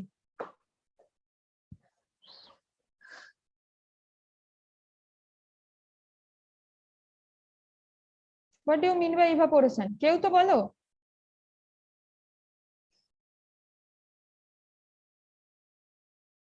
কেউ না? তাহলে বুঝতে পারো নি evaporation কি? Process of turning liquid to vapor. হ্যাঁ? Process of Turning liquid to vapor. Process of turning the liquid to vapor. Actually, it is a process in where we transfer one phase to another phase. We transfer the liquid phase to vapor phase or gaseous phase. আমরা লিকুইডটাকে এর vapour স্টেটে transfer করব। তোমরা সবাই জানো normal কি হয়, তোমরা একটা ওয়াটারকে যদি বয়েল করো, বয়েল করার ওয়াটারে যদি হিট দাও, হিট দিলে কি হয়, ওয়াটারটা কি হয়, ফুটতে থাকবে। ফুটতে ফুটতে তুমি যদি অনেক টাইম ধরে হিটটা দাও, তাহলে একসময় দেখা যাবে জলটা আর নেই, তাই তো? সবটা ইভাপোরেট আউট হয়ে যাবে তো। তুমি যদি অনেকক্ষণ ধরে একটা প্লেন ওয়াটারকে হিট দাও, তাহলে কি হবে, কিছু টাইম পরে দেখা যাবে আর কোনো ওয়াটারের রেসিডিউ থাকবে না। This is the process of evaporation, in where we use heat to transfer one phase to another phase of a liquid and to get a concentrated product. If any component, if it is any mixture of component present in the vessel, then if we apply the heat, then the aqueous phase is evaporate and the material, the solid phase, are present in the vessel as a residue or as a concentrate. বোঝা যাচ্ছে evaporation কি? এটুকু বুঝতে পেরেছো তো? Yes, ma'am. আমরা কিছু একটা ধরো, আমি একটা কিছু বানাবো। আচ্ছা, আমি একটা ধরো কোনো একটা কি নিলাম, একটা হয়তো ধরো কোনো লিভস নিলাম, একটা কোনো মেডিকেল লিভস নিলাম। লিভস নিয়ে কি করলাম, ওটা অনেকক্ষণ ভিজিয়ে রাখলাম। ওটা অনেকক্ষণ ভিজিয়ে রাখার পর ওটা আমরা পেস্ট করলাম, ঠিক আছে? পেস্ট করার পর কি হলো, ওখানে আমাকে কোনো কারণে ওয়াটার দিতে হলো। আমি পেস্ট করছি কারণ ওখানে একটু লিকুইডের পরিমাণ তাহলে বেশি হয়ে যাবে, কিন্তু আমি ওটা অ্যাজ এ র মেটেরিয়ালটা চাই, মানে আমি ওই লিভস এর কম্পোনেন্টটাই চাই, আমি ওয়াটারটা ওখানে চাই না। তখন কি করব, আমি যদি ওই কম্পোনেন্টটাকে হিট দিই, তাহলে ওয়াটারটা ভেপার হয়ে যাবে,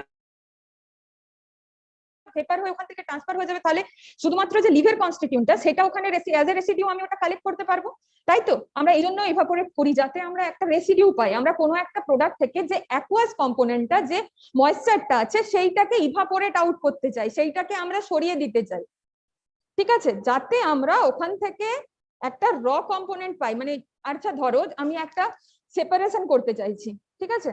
কোনো দুটো কম্পোনেন্ট আছে, আমি ওখান থেকে সেপারেট করতে চাইছি। একটা হচ্ছে ভোলাটাইল, একটা নন ভোলাটাইল, মানে একটা উদ্বায়ী, একটা নন উদ্বায়ী। একটা হিট দিলে ওখানে ভেপার হয়ে চলে যাবে, আরেকটা থাকবে, ধরো একটা সলিড মেটেরিয়াল। তখন যদি আমি হিট দিই, তাহলে অ্যাজ এ ভোলাটাইল কম্পোনেন্টটা কি হবে, volatile component change it state and it is কি হবে, ওটা ওই যে ভেসেলটাতে আমি হিটটা দেব, সেটার থেকে অ্যাজ এ ভেপার স্টেট সেটা ওখান থেকে বেরিয়ে যাবে, আর ওখানে যে মেটেরিয়ালটা থাকবে সেখানে আমি মেটেরিয়ালটা কালেক্ট করতে পারবো। অ্যাকচুয়ালি এটাই হচ্ছে ইভাপোরেশন। আমি ইভাপোরেট আউট করব, ইভাপোরেট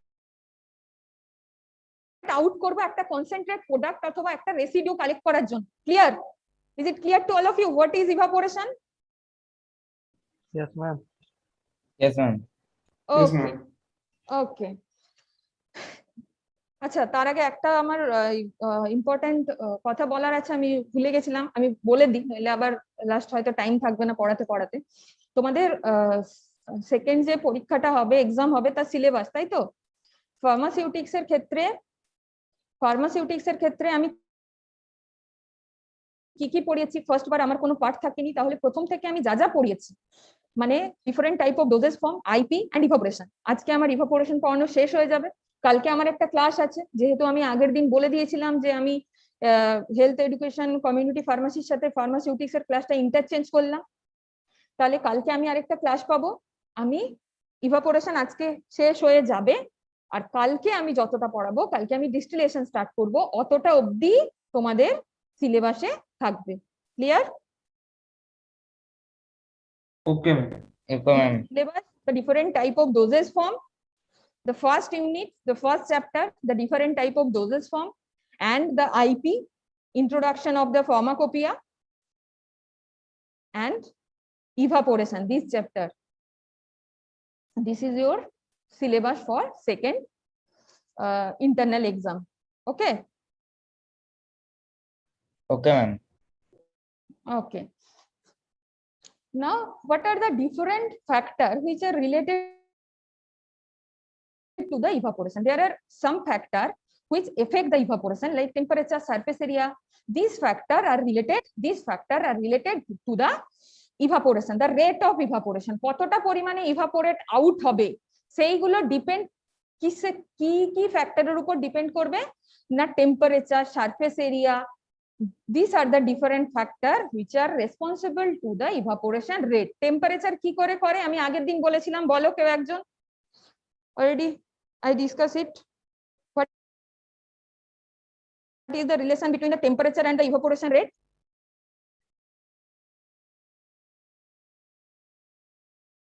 কি হলো, কেউ পড়াশোনা করছো না?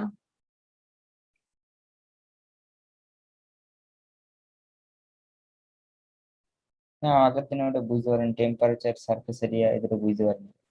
ও, আগের দিন বুঝতে পারোনি, তাহলে তো আজকে প্রথমে বললে না যে ম্যাম বুঝতে পারিনি। আচ্ছা ঠিক আছে, আমি বলে দিচ্ছি। বলছিলেন না, সেজন্য বলি। হ্যাঁ, টেম্পারেচার কি, টেম্পারেচারের সাথে কি করে রিলেটেড ইভাপোরেশনটা? রেট অফ ইভাপোরেশন মানে কতটা অ্যামাউন্টে ইভাপোরেট হচ্ছে, রেটটা কি? The rate of evaporation is directly proportional to the temperature of the liquid.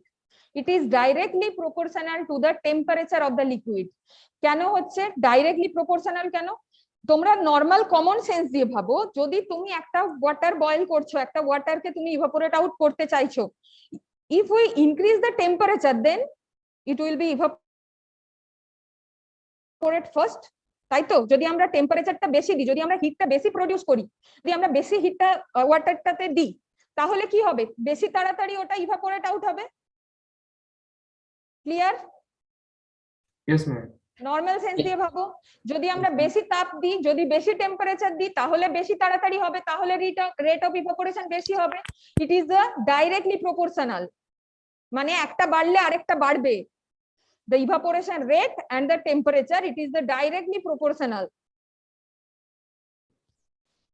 If the temperature is increased, then the evaporation rate also will be increased. Okay, clear? Okay, ma'am. But one thing, if the substance are thermolabile,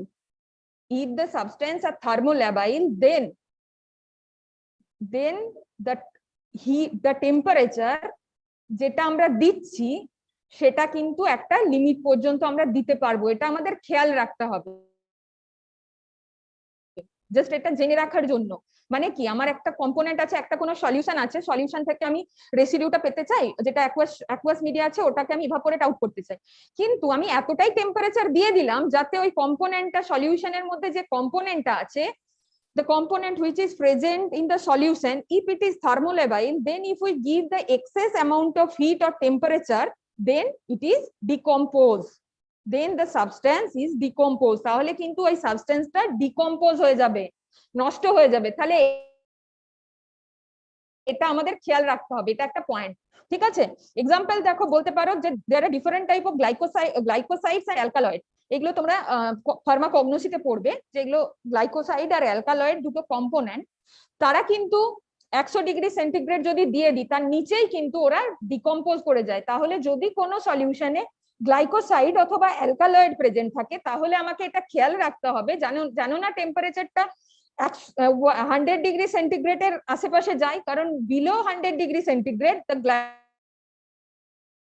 glycoside আর alkaloids, different type of glycoside, মানে below 100 degree centigrade এই কারণে বলছি, different type of glycoside আর alkaloid আছে, তারা different টেম্পারেচারে decompose করে। তারা বিলো 100 ডিগ্রি সেন্টিগ্রেড সেলসিয়াস আমি ধরে নিচ্ছি, বলে দিচ্ছি যে ওর নিচে হলে, ওর থেকে বেশি যদি টেম্পারেচার দিয়ে দিই তাহলে কম্পোনেন্টের মানে যে সাবস্টেন্সটা ওখানে প্রেজেন্ট আছে ওটাই খারাপ হয়ে যাবে, ওটা ডিকম্পোজ করে যাবে।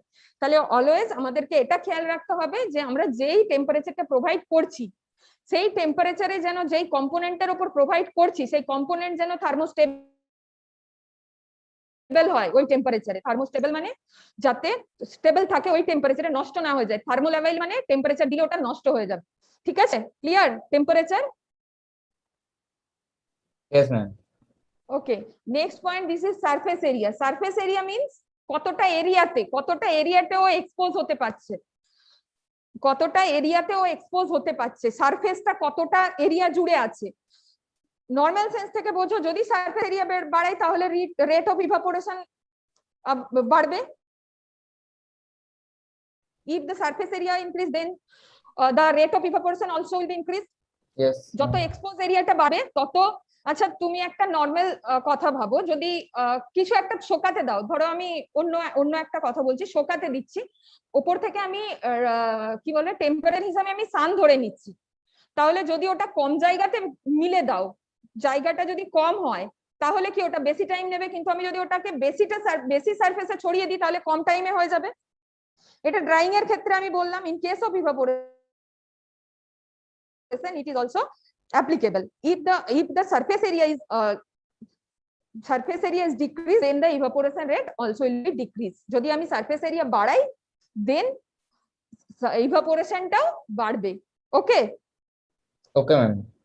Film and deposit, film and deposit বলতে এটা হচ্ছে the effect of concentration, means during evaporation the upper layer of the liquid under evaporation has a tendency to form a film and formation of precipitate in the product, which resulting lowering down of the rate of evaporation. যে কম্পোনেন্টটাতে তুমি hit দিচ্ছ সেই কম্পোনেন্টটার যদি একটা tendency থাকে উপরে একটা layer তৈরি করার, তাহলে কি যে ভেপারটা তৈরি হবে ভেপারটা ইজিলি ওখান থেকে ইভাপোরেট আউট হতে পারবে? যদি একটা লেয়ার তৈরি করে না, তখন হবে না আপার সারফেসে। তাহলে ফিল্ম এন্ড ডিপোজিট মিন্স যদি কোনো ফিল্ম টাইপের লেয়ার তৈরি হয়, ডিপোজিট ওটাই বোঝানো হচ্ছে যদি ওই আপার লেয়ারের কনসেন্ট্রেশনটা বেশি হয়ে যায়, তাহলে কি হয়, যে ভেপারটা ফর্ম হচ্ছে সেটা ইজিলি এসকেপ করতে পারে না উপর আপার সারফেস থেকে, তখন কি হবে, রেট অফ ইভাপোরেশনটা কমে যাবে। ক্লিয়ার? Next, vapour pressure. আগের দিন বলেছিলাম ভেপার প্রেসার কি, and the rate of vapor pressure is directly proportional to the vapor pressure of the liquid. যত vapor pressure বাড়বে তত rate of evaporation বাড়বে। vapor pressure is also related to the temperature, কিভাবে না, if the temperature increase then the vapor pressure will be increased, and if the vapor pressure also increase then the evaporation rate also be increased. যদি vapor pressure বেশি হয় তাহলে তাড়াতাড়ি ইভাপোরেশনটা হবে। আর the liquid has the maximum vapor pressure at its boiling point. আমি আগেই বলেছি একটা কোন লিকুইডের সবথেকে বেশি ভেপার প্রেসার থাকে তার বয়লিং পয়েন্টে, যেই জায়গাতে ওর অ্যাটমসফিয়ারিক প্রেসারের ইকুয়াল হয়ে যায় সেটাকে বলা হয় বয়লিং পয়েন্ট, আমি আগে বলেছি। তো যদি আর ইভাপোরেশন সব সময় takes place below the boiling point, তার নিচে পর্যন্ত বিলো দা বয়লিং পয়েন্ট আমাদের ইভাপোরেশন হতে পারে, এটা রুম টেম্পারেচারও হতে পারে। তাহলে ভেপার প্রেসারের সাথে কিভাবে related? If the vapor pressure increase, then the rate of evaporation is also increase. It is directly proportional.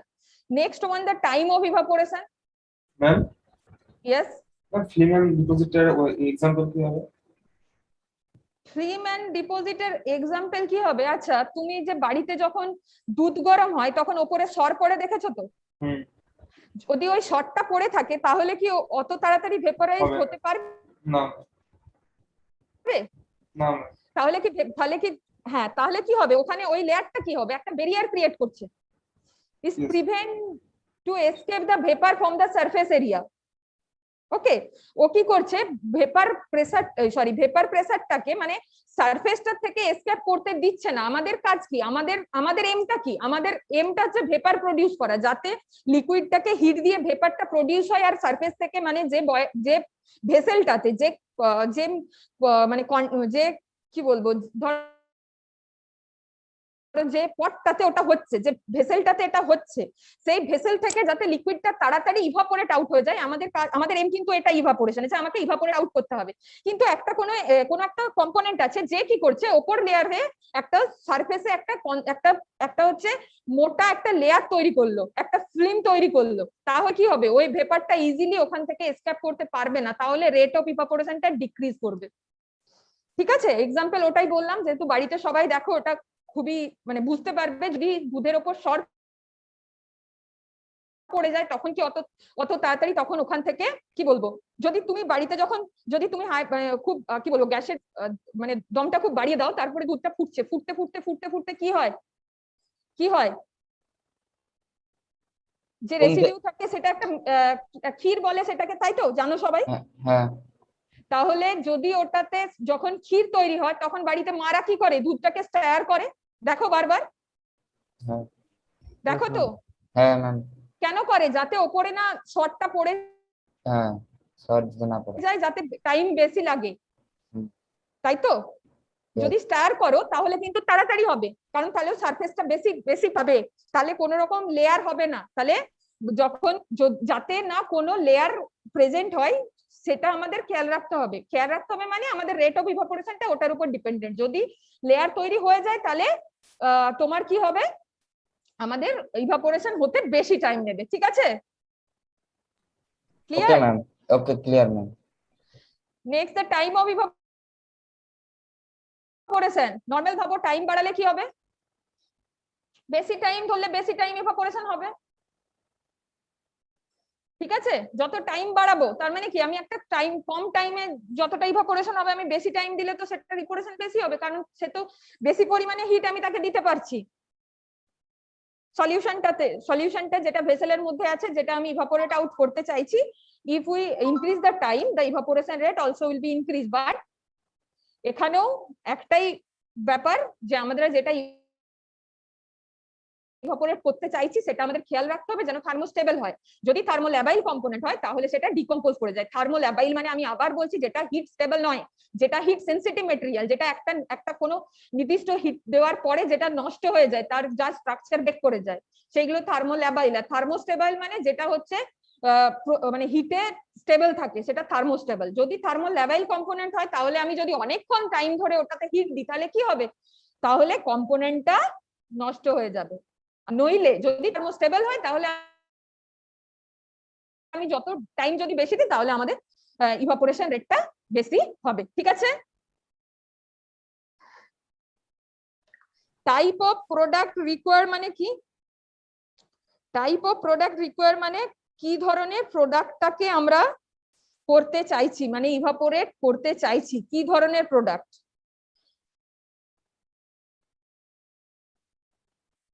সেইটার উপর ডিপেন্ড করে ইভাপোরেশন রেটটা যে কি বাড়বে না কমবে সেটা বুঝতে পারা যায়। On evaporation of the liquid, the concentrate, liquid, semi-solid and solid are formed. The selection of the method and the equipment required for evaporation depend upon the type of product required. যে কোন ধরনের প্রোডাক্টের আমরা ইভাপোরেশনটা করছি যদি open pan evaporator হয়, মানে there are different type of evaporator. Evaporator means যে ইনস্ট্রুমেন্টে ইভাপোরেশনটা হচ্ছে, in where the evaporation takes place, this instrument is called evaporator. There are different type of evaporator. One is open pan. If we evaporate something in open pan evaporator, the open pan produce liquid or dry concentrate. Flame evaporator yields liquid concentrate. ঠিক আছে, মানে এক এক ধরনের evaporator এক এক রকম residue তৈরি করবে। ঠিক আছে, ক্লিয়ার?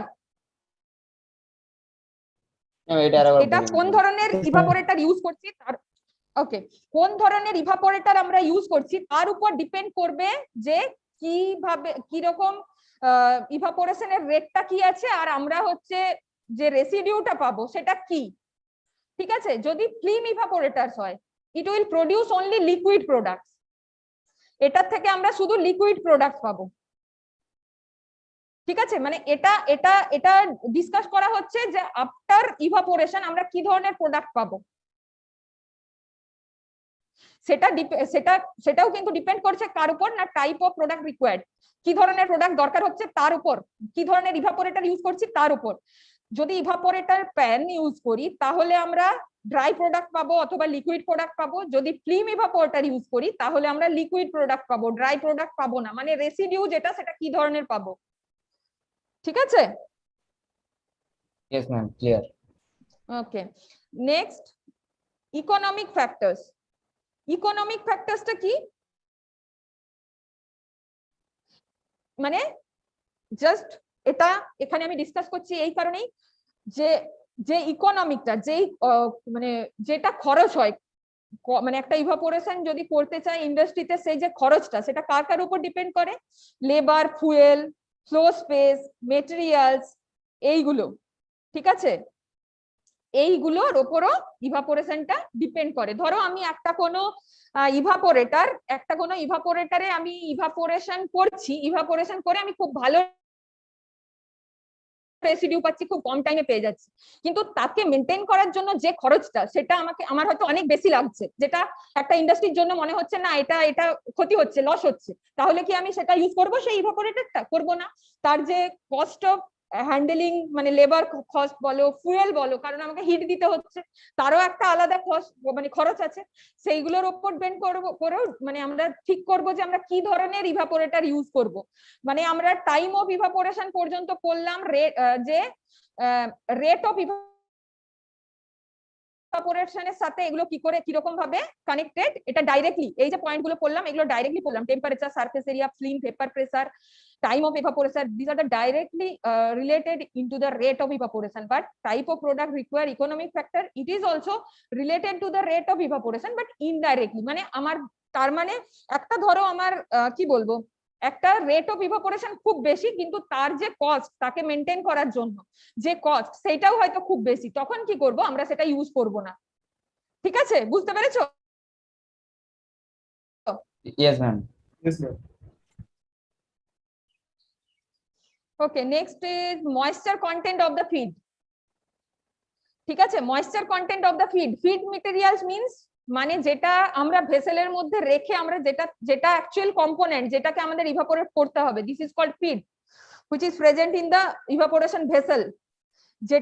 যেটা ইভাপোরেশন ভেসেলে প্রেজেন্ট থাকে সেটাকে বলা হচ্ছে ফিড। যদি ফিডে ময়েশ্চার বেশি থাকে তাহলে আমাদের টাইম বেশি লাগবে, আর যদি ময়েশ্চার কম থাকে তাহলে আমাদের টাইম কম লাগবে। এটা হচ্ছে নরমাল, এটা হচ্ছে normal. Some drug undergo hydrolysis in the moisture of the high temperature, presence of moisture at high temperature. কিছু কিছু ড্রাগ আছে যেগুলো কি হয়, হাইড্রোলাইজ হয়ে যায়, সেই সমস্ত ড্রাগ গুলো যদি হাই টেম্পারেচারে সেখানে ময়েশ্চার প্রেজেন্ট থাকে। To prevent decomposition, the material is exposed to lower temperature initially, then exposed to higher temperature for final concentration. ঠিক আছে, এক্সাম্পল বেলেডোনা। বেলেডোনা একটা কম্পোনেন্ট যেখানে কি হয়েছে, যদি আমরা প্রথমেই এটাকে খুব হাই টেম্পারেচারে দিয়ে দিই তাহলে এর মধ্যে ময়েশ্চার থাকার জন্য কি হয়, এটা মানে হাইড্রোলাইসিস হয়ে যায়, এটা নষ্ট হয়ে যায়, ডিকম্পোজ করে যায়, এর মধ্যে যে অ্যাক্টিভ কনস্টিটিউট সেটা ব্রেক করে যায়। তাহলে আমাদের সেই ধরনের কোনো কম্পোনেন্ট হলে আমাদের কি করতে হবে, আগে লোয়ার টেম্পারেচারে দিতে হবে, দেন হায়ার টেম্পারেচারে আমরা এটাকে প্রেজেন্ট করব। To prevent that this type of decomposition, the material is exposed to lower temperature first, then it is exposed to the higher temperature for final concentration. Example বললাম belladonna. Clear? Yes, ma'am. Clear. Next is evaporators. আমি already বললাম what is evaporator, the equipment which is used to process the evaporation, this is called evaporator. The equipment which help to process the evaporation, যেখানে evaporation টা হয়, in where the evaporation takes place, this equipment is called evaporators. This equipment are called evaporators. যেখানে হচ্ছে তাকে আমরা বলবো, যেখানে evaporation হচ্ছে তাকে আমরা বলবো evaporator, সেই সমস্ত ইকুইপমেন্ট গুলোকে বলবো evaporator. Okay, there are three types of evaporator: natural circulation evaporators, forced circulation evaporators, and film evaporators. But in your syllabus only evaporating pans or evaporating steel are present. Okay, I will discuss about the evaporating pans or evaporating steel. Just only evaporating pan and evaporating steel. It is the under of natural circulation evaporation. Means natural circulation যেখানে হবে সেখানে কোনো রকম force circulation করব না, ঠিক আছে? কোনো সার্কুলেশন হবে যে ওখানে হিটের সার্কুলেশন হবে, যা ওখানে সেইখান থেকে বা যেখানে ভেপারটা যখন বেরোবে, ভেপারটা, আচ্ছা দাঁড়াও আরেকটা পয়েন্ট আমি বলি, এটা আমার এখানে দেওয়া নেই, মানে আমি এখানে দিইনি। আচ্ছা, যদি উইন্ড স্পিড, মানে কি স্পিডে বাতাসটা ওখানে বইছে, সেই উইন্ড স্পিডের উপরেও কিন্তু ডিপেন্ড করে ইভাপোরেশন। সেই উইন্ড স্পিডের উপরে ডিপেন্ড করে ইভাপোরেশন। যদি উইন্ড স্পিড বেশি হয়, যদি জোরে বাতাস বয়, তাহলে কিন্তু ইভাপোরেশন রেটটাও বেশি হবে। কেন কি না, উপরে যে ভেপারটা তৈরি হচ্ছে সেই ভেপারটা তত তাড়াতাড়ি ওই সারফেস থেকে সরে যাচ্ছে, তার মানে রেট অফ ইভাপোরেশনটা বেড়ে যাবে, কোনো বেরিয়ার তৈরি হবে না, মানে খুব তাড়াতাড়ি ভেপারটা ওখান থেকে অন্য প্লেসে পৌঁছে যাচ্ছে। যদি হাওয়ার গতিবেগ বেশি হয়, যদি if the wind speed is increased or wind speed is more, then the evaporation rate is also increase. এটা কেন বললাম, এটা বলতে গিয়ে যে ন্যাচারাল সার্কুলেশন, ওই উইন্ড স্পিডটা ন্যাচারাল সার্কুলেশন হিসেবে আমরা ধরবো, ঠিক আছে? আমরা কিন্তু আলাদা করে কোনো ফোর্স সার্কুলেশনের ব্যবস্থা করছি না, বা ওখান থেকে ভ্যাকিউমটা সরানোর জন্য কোনো ফোর্সফুলি কোনো আলাদা কোনো ইকুইপমেন্টের ব্যবস্থা করছি না। ওরকমও ইভাপোরেটর আছে যেগুলো মানে ফোর্স সার্কুলেশন ইভাপোরেটর বা ওর মধ্যে পড়ে, যেগুলো তোমাদের সিলেবাসে এখন নেই, তোমরা পরে পড়বে, ঠিক আছে? তাহলে নাও আমরা এখন পড়বো evaporating প্যানস। Discuss about the evaporating fans. What is evaporating fans? This is the image of evaporating fan. তোমরা সবাই দেখতে পাচ্ছ? Is it visible to all of you? Yes, ma'am. Yes, ma'am. It is the image of evaporating pan. Normal কি মনে হচ্ছে? কড়ার মতো লাগছে তো? বাড়িতে যে রান্না হয় সেই কড়াইয়ের মতো লাগছে তো? ওরকমই কিছুটা ওরকম, পুরোটা নয়, ঠিক? তাহলে এই জায়গাটাতে এই যে মানে ভেতরে যে প্লেসটা আছে ওখানটাতে আমরা যদি একটা ওয়াটার দিই, তারপরে যদি হিট দিই, এখানে কিভাবে হিট দেওয়া হচ্ছে না, এইখানে যে স্টিম ইনলেট, স্টিম যেখানে লেখা আছে, এই জায়গা দিয়ে আমরা স্টিম পাস করাবো। স্টিমে হিট আছে, হিটটা কি করবে, পাস করবে এই ওয়াটারের মধ্যে, এখানে যে কম্পোনেন্ট থাকবে ভেতরে সেই কম্পোনেন্টের মধ্যে পাস করাবে। কম্পোনেন্টের মধ্যে পাস করানোর ফলে হিটটা এখানে ট্রান্সফার হবে, সেখান থেকে ইভাপোরেশন হবে, ঠিক আছে? সেখান থেকে ইভাপোরেশন হবে। এটা কি? এটা একটা হেমিস্ফেরিক্যাল ফ্যান।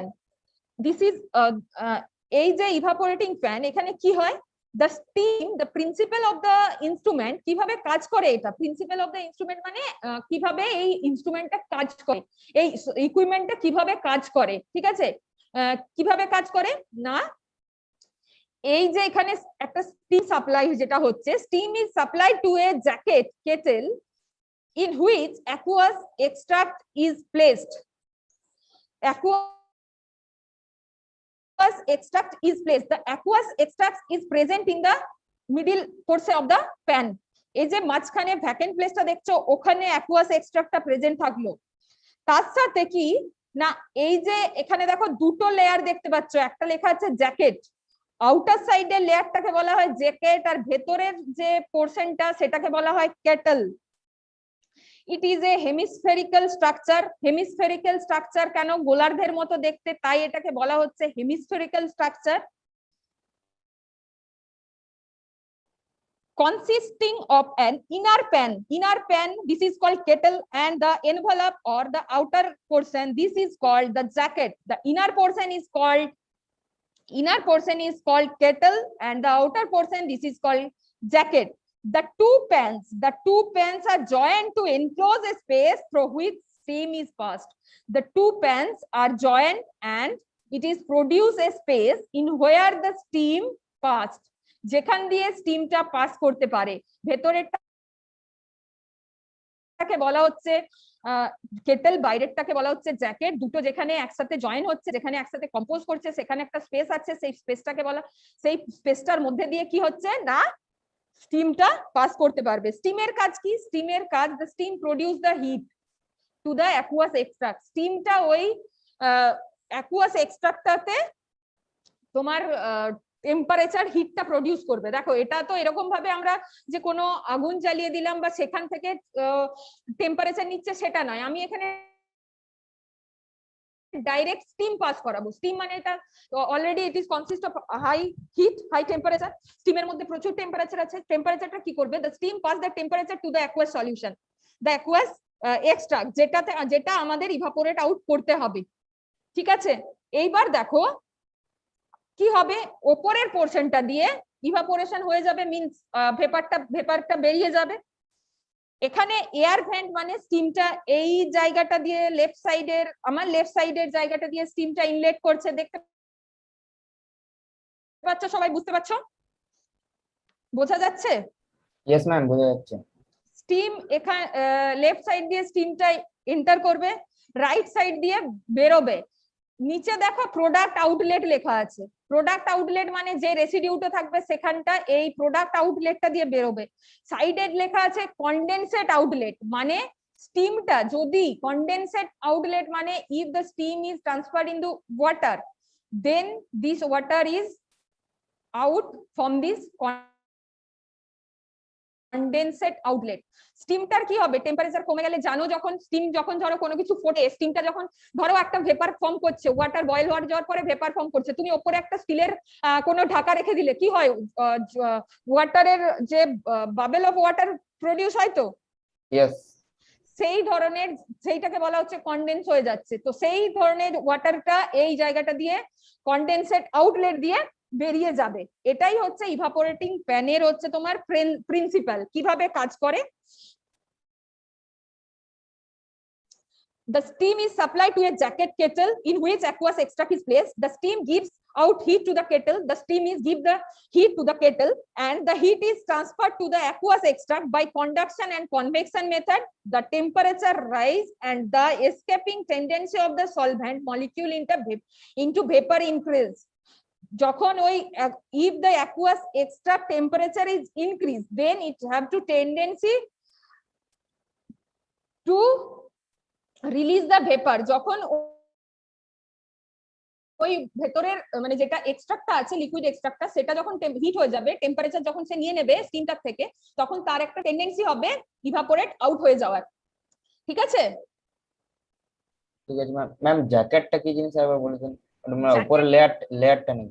হ্যাঁ দেখো, আমি আবার বলছি, এখানে দুটো, এই যে একটা দেখতে পাচ্ছ জাস্ট লাইক এ কড়াইয়ের মতো একটা পোর্শন দেখতে পাচ্ছ, এটা একটা হেমিস্ফেরিক্যাল শেপের।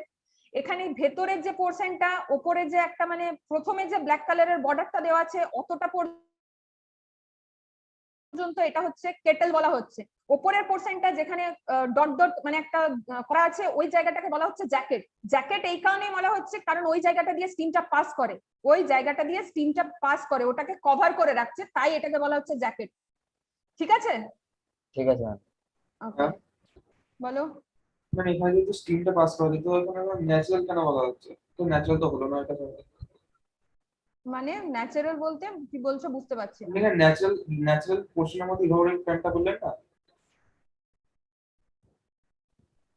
আচ্ছা, এটা হচ্ছে ন্যাচারাল সার্কুলেশন ইভাপোরেটর বলছো তো? হ্যাঁ, ন্যাচারাল সার্কুলেশন কেন বলছো? মিন্স হ্যাঁ। যে ন্যাচারাল বলা হচ্ছে কারণ এখানে কিন্তু আমরা আর বাইরের থেকে মানে যে ভেপারটা, আমি ওটাই বললাম যে ভেপারটা এখান থেকে বেরোচ্ছে, আমরা কিন্তু সেটা বাইরের থেকে কোন রকম ভাবে মানে ফোর্স করছি না ভেপারটা যাতে বেরোয় বা কিছু। আমি নর্মালি ওখানে হিট দিচ্ছি। হিট কিভাবে দিচ্ছি না, স্টিম দিয়ে দিচ্ছি, আর কিন্তু কিছু করছি না। আমাকে তো হিটটা ওখানে প্রডিউস করতে হবে, হিটটা তো ওখানে দিতে হবে, ঠিক আছে?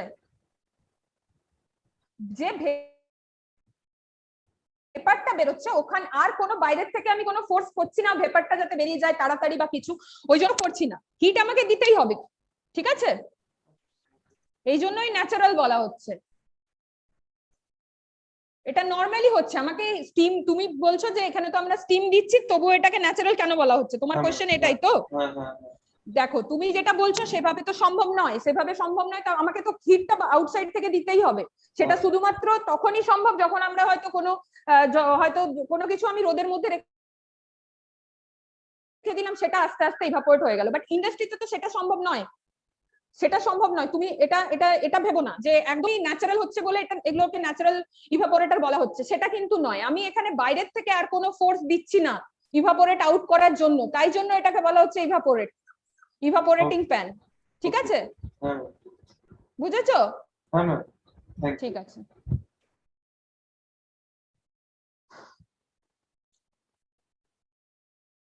ঠিক আছে, এটা এটা হচ্ছে প্রিন্সিপালটা বোঝা গেল। এবার আমি বলি এটা কি দিয়ে তৈরি হয়, what is the construction of the evaporating pan. If the aqueous concentrate is present in small quantity, then the kettle is made up of a single sheet of metal.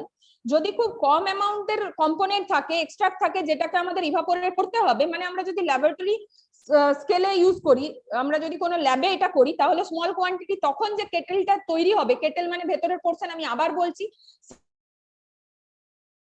সেই কেটেলটা তখন একটা সিঙ্গেল মেটালের শীট দিয়ে তৈরি হবে। কিন্তু for larger capacity, when we use in the industry purpose, then the sheet are welded, তখন ওটা কিন্তু আর একটা মেটালের শীট হবে না। যে কেটেলটা তৈরি হবে সেটাতে অনেকগুলো মানে মেটালের শীটটা অনেকগুলো থাকবে, একটা ওয়েল্ডেড থাকবে, ঠিক আছে? Okay ma'am.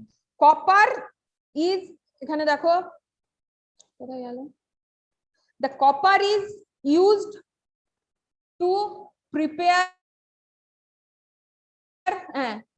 the copper or stainless steel are surrounded by steam jacket, মানে এইটা তৈরি হচ্ছে কি দিয়ে? কপার আর স্টেনলেস স্টিল দিয়ে। জ্যাকেটটা কেন কপার দিয়ে কেন হচ্ছে? Copper is because the copper is an excellent material for the kettle because its good conductivity, যাতে ও হিটটা ট্রান্সফার করতে পারে। গুড হিট কন্ডাক্টিভিটি থাকার জন্য আমরা কপার ইউজ করি। যে স্টিমটা যাচ্ছে, স্টিমটা যে ভেতরে লিকুইড এক্সট্রাক্টটা আছে সেখানে কি করে পৌঁছাবে? সেখানে কন্ডাকশন আর কনভেকশন মেথডে পৌঁছাবে। কন্ডাকশন কনভেকশন কি বলেছি আমি? তাহলে কন্ডাকশন কনভেকশন, যেহেতু কপার গুড কন্ডাক্টিভিটি আছে মানে হিট ট্রান্সফার করতে পারে, তাই জন্য এখানে কপার ইউজ করা হয় আর স্টেনলেস স্টিল ইউজ করা হয়, ঠিক আছে? One inlet, steam inlet is present and one outlet is present. There are two outlets present for, one is condensate liquid and another one is product, মানে যে কনসেন্ট্রেটটা পাবো, যে রেসিডিউটা পাবো, সেটা জন্য এই প্রোডাক্টটা পাওয়া যায়। ইভাপোরেটিং প্যান দু ধরনের হয়, কখনো এই যদি প্রোডাক্ট আউটলেট থাকে এখান দিয়ে আমি পাবো, আর কখনো কখনো এটা সামান্য মানে কি হয়তো বলতো টিল্ট করে, মানে টিল্ট করে, এই যে the evaporating pans may be fixed or made to tilt, কখনো কখনো এটা ফিক্সড করা থাকে আর কখনো কখনো মে বি টিল্ট, মানে এটা যাতে আমরা হেলাতে পারি আর হেলিয়ে আমরা যাতে একটু সাইড করে আমরা প্রোডাক্টটা মানে কালেক্ট করতে পারি, ঠিক আছে?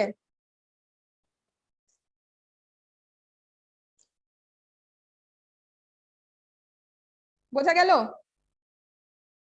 Yes ma'am. Okay. Next, what is the advantage and disadvantage of this equipment? Advantage কি কি আছে? They are simple, easy and cheap to construct. বুঝতেই পারছো, খুবই ইজি, চিপ টু কনস্ট্রাক্ট মানে সস্তা, তৈরি করাটা সোজা একটা method, easy to use and clean, পরিষ্কার করাও সহজ। Stirring of the evaporating liquids can be done easily, যদি আমরা চাই, যদি ধরো লেয়ার তৈরি হচ্ছে, তাহলে কিন্তু আমরা স্টায়ার করতে পারবো যদি চাই, ঠিক আছে। ডিসঅ্যাডভান্টেজ কি, it is usually use for evaporating of aqueous liquid, শুধুমাত্র অ্যাকুয়াস কম্পোনেন্টকেই আমরা এখান দিয়ে করতে পারি, ইভাপোরেট আউট করতে পারি। Higher temperature may cause decomposition of drug if the component which is present in the solution or aqueous extract, if the component is thermolabile, then it is easily decomposed. Rate of evaporation is slow, হয়, the layer of saturated vapor form above the liquid surface provide additional resistance for evaporation, means the film, একটা যে layer তৈরি করে saturated ভেপারে, সেটা একটা film তৈরি করে ফেলে। The vapor directly mix with the atmosphere that may cause respiratory disorder and other toxicities. The vapor directly mixed with the atmosphere, মানে যে ভেপারটা এখানে বেরোচ্ছে সেটা ডাইরেক্ট অ্যাটমসফিয়ারে মিশে যাচ্ছে। যদি এখানে কোনো কম্পোনেন্ট থাকে, ধরো আমি কোনো ড্রাগকে, যদি কোনো ড্রাগ, বাল্ক ড্রাগ, যেটা হয়তো আমার কোনো একটা কম্পোনেন্ট আছে যেটা নেচারের জন্য টক্সিক বা আমাদের হিউম্যানের জন্য টক্সিক, সেইটাকে আমি ইভাপোরেট করছি, তাহলে সেই ভেপারটা যখন অ্যাটমসফিয়ারে বেরোচ্ছে, সে তো ডাইরেক্ট অ্যাটমসফিয়ারে বেরিয়ে যাচ্ছে, কারণ এখানে কোনো চান্স নেই যে আমি ভেপারটাকে কালেক্ট করব। তাহলে ডাইরেক্ট অ্যাটমসফিয়ারে ওটা বেরিয়ে যাওয়ার জন্য কি হচ্ছে, তাহলে ডাইরেক্ট মানে যেটা টক্সিসিটি ক্রিয়েট করতে পারে। Due to the ununiform heat distribution, the materials near to wall of the pan may form viscous barrier or get charged. দেখো এটা বলছে, যেটা এইটাকে কি বলছে, যে ঠিকঠাক ভাবে ডিস্ট্রিবিউটেড নয়, যে হিটটা ডিস্ট্রিবিউট করা হচ্ছে, তোমার যে দূরত্ব, যে ডিস্টেন্স তুমি দেখতে পাচ্ছ, এই একদম নিচের পোরশন আর উপরের পোরশন সব জায়গায় সমান ভাবে তো হচ্ছে, তোমার হিটটা ট্রান্সফার হচ্ছে না একই সাথে, তাহলে একটা চান্স থেকেই যায় যে ওয়াল যেখানে, সেখানে চার হয়ে যাওয়া, চার মানে পুড়ে যাওয়ার, সেখানে হয়তো হিটটা ঠিকঠাক ট্রান্সফার করলো না উপরের লেয়ারে, তখন কি হবে, ওখানে কম্পোনেন্টটা চার হয়ে যাওয়ার টেন্ডেন্সি একটা থেকেই যায়। ক্লিয়ার? এতটা পর্যন্ত ক্লিয়ার? Yes, ma'am. ওকে, নেক্সট যেটা আমি বলেই দিচ্ছি, এই যে কম্পোনেন্টটা, this is called evaporating still, this is commonly known as still, this equipment is called evaporating still. সব একই, দেখো এই যে এখানে যে ইমেজটা দেখতে পাচ্ছ, ওপরের ইমেজটার সাথে একই প্রায়, কিন্তু ওপরে দেখো কিছু একটা জয়েন করা আছে সাইডে, যেটা লেখা আছে কন্ডেন্সার, তাই তো? Yes. শুধু চেঞ্জ কিন্তু এখানে কি হচ্ছে, এই যে কন্ডেন্সার কি করছে, কন্ডেন্সার ওই যে ভেপারটা বেরোচ্ছে, ওই ভেপারটাকে কন্ডেন্স করে দিচ্ছে, কন্ডেন্স করে অ্যাজ এ লিকুইড ওটা কালেক্ট করে নিচ্ছে। কেন করছে আমি বলছি সেটাও। তুমি যখন এখানে করছো, ধরো আমার একটা সলভেন্ট ইউজ হয়েছে, কোনো কিছু এক্সট্রাক্ট করার জন্য আমি একটা সলভেন্ট ইউজ করেছি, সলভেন্টটা খুব হাই কস্ট, এবারে আমি যখন এক্সট্রাকশন হয়ে গেল, এক্সট্রাকশন হওয়ার পরে কি করব, আমি মেটেরিয়ালটা ওখান থেকে সেপারেট করতে চাইবো, তাহলে আমি ওই সলভেন্টটা ইভাপোরেট আউট করব। এখানে কি হবে, সলভেন্টটা ডাইরেক্ট অ্যাটমসফিয়ারে চলে যাবে, আমি কি সলভেন্টটাকে কালেক্ট করতে পারবো না। ইন কেস অফ ইভাপোরেটিং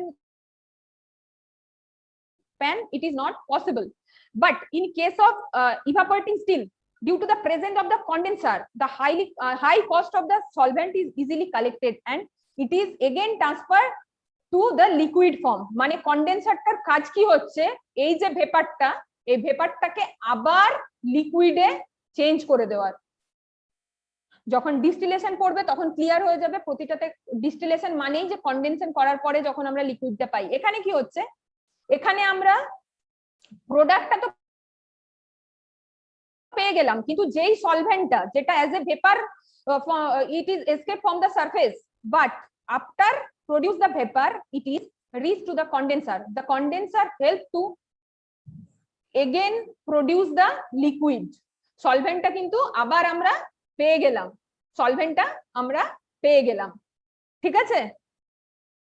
এই কন্ডেন্সারের কাজ হচ্ছে এটাই। কন্ডেন্সারে ধরো আমি এখানে ওয়াটার পাস করাচ্ছি, ওয়াটার যদি পাস করাই, সাইডে ধরো খুব কুল ওয়াটার পাস করাচ্ছি, ভেতর দিয়ে ভেপারটা আসছে, এই যে জিগজ্যাগ পাইপের মতো দেখতে পাচ্ছ, এর ভেতর দিয়ে তোমার ভেপার আসছে, আর সাইডে আমি কুল ওয়াটার দিয়েছি, তাহলে কি মনে হয় ওই ভেপারটা ওয়াটার মানে তোমার লিকুইডে কনভার্ট হয়ে যাবে? Yes, ma'am. এটা এটা ইভাপোরেটিং ফ্যান আর ইভাপোরেটিং স্টিলের মধ্যে ডিফারেন্স এটাই, বাকি একই। আমি এই যে এখানে দুটো দেখতে পাচ্ছ, দেখো একটা জাস্ট একটা ছোট্ট মতো পোর্শন আছে যেখানে ডোরা ডোরা দাগ মনে হচ্ছে। দিস পোর্শন, এখান দিয়ে কি হয়, this portion help to circulate the steam and the outlet. এখানেও দুটো আউটলেট আছে ছোটটাতে, এখানে যেমন আউটলেট এখানে লেখা আছে condensate outlet, product outlet in case of evaporating still. In this image এখানে এই যে দুটো দেখা যাচ্ছে, এটা একটা প্রোডাক্টটাকে কালেক্ট করার আর একটা কন্ডেন্সেট লিকুইডটাকে কালেক্ট করার জন্য এই দুটো আউটলেট এখানে আছে। ঠিক আছে, ক্লিয়ার ইভাপোরেটিং স্টিল কি? Yes, ma'am. Clear.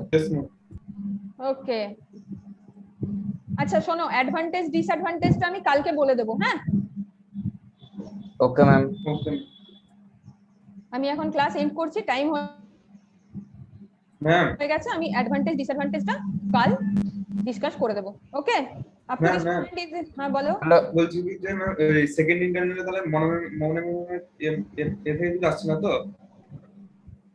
না মানে তোমার কথাটা খুব কেটে গেল, আমি যেটুকু বুঝলাম শুধুমাত্র আমার পোর্শনটাই থাকবে। ঠিক আছে, আচ্ছা ঠিক আছে। Okay, ma'am. ঠিক আছে, ঠিক আছে, আমি ক্লাস এন্ড করলাম। Okay, ma'am. Thank you. You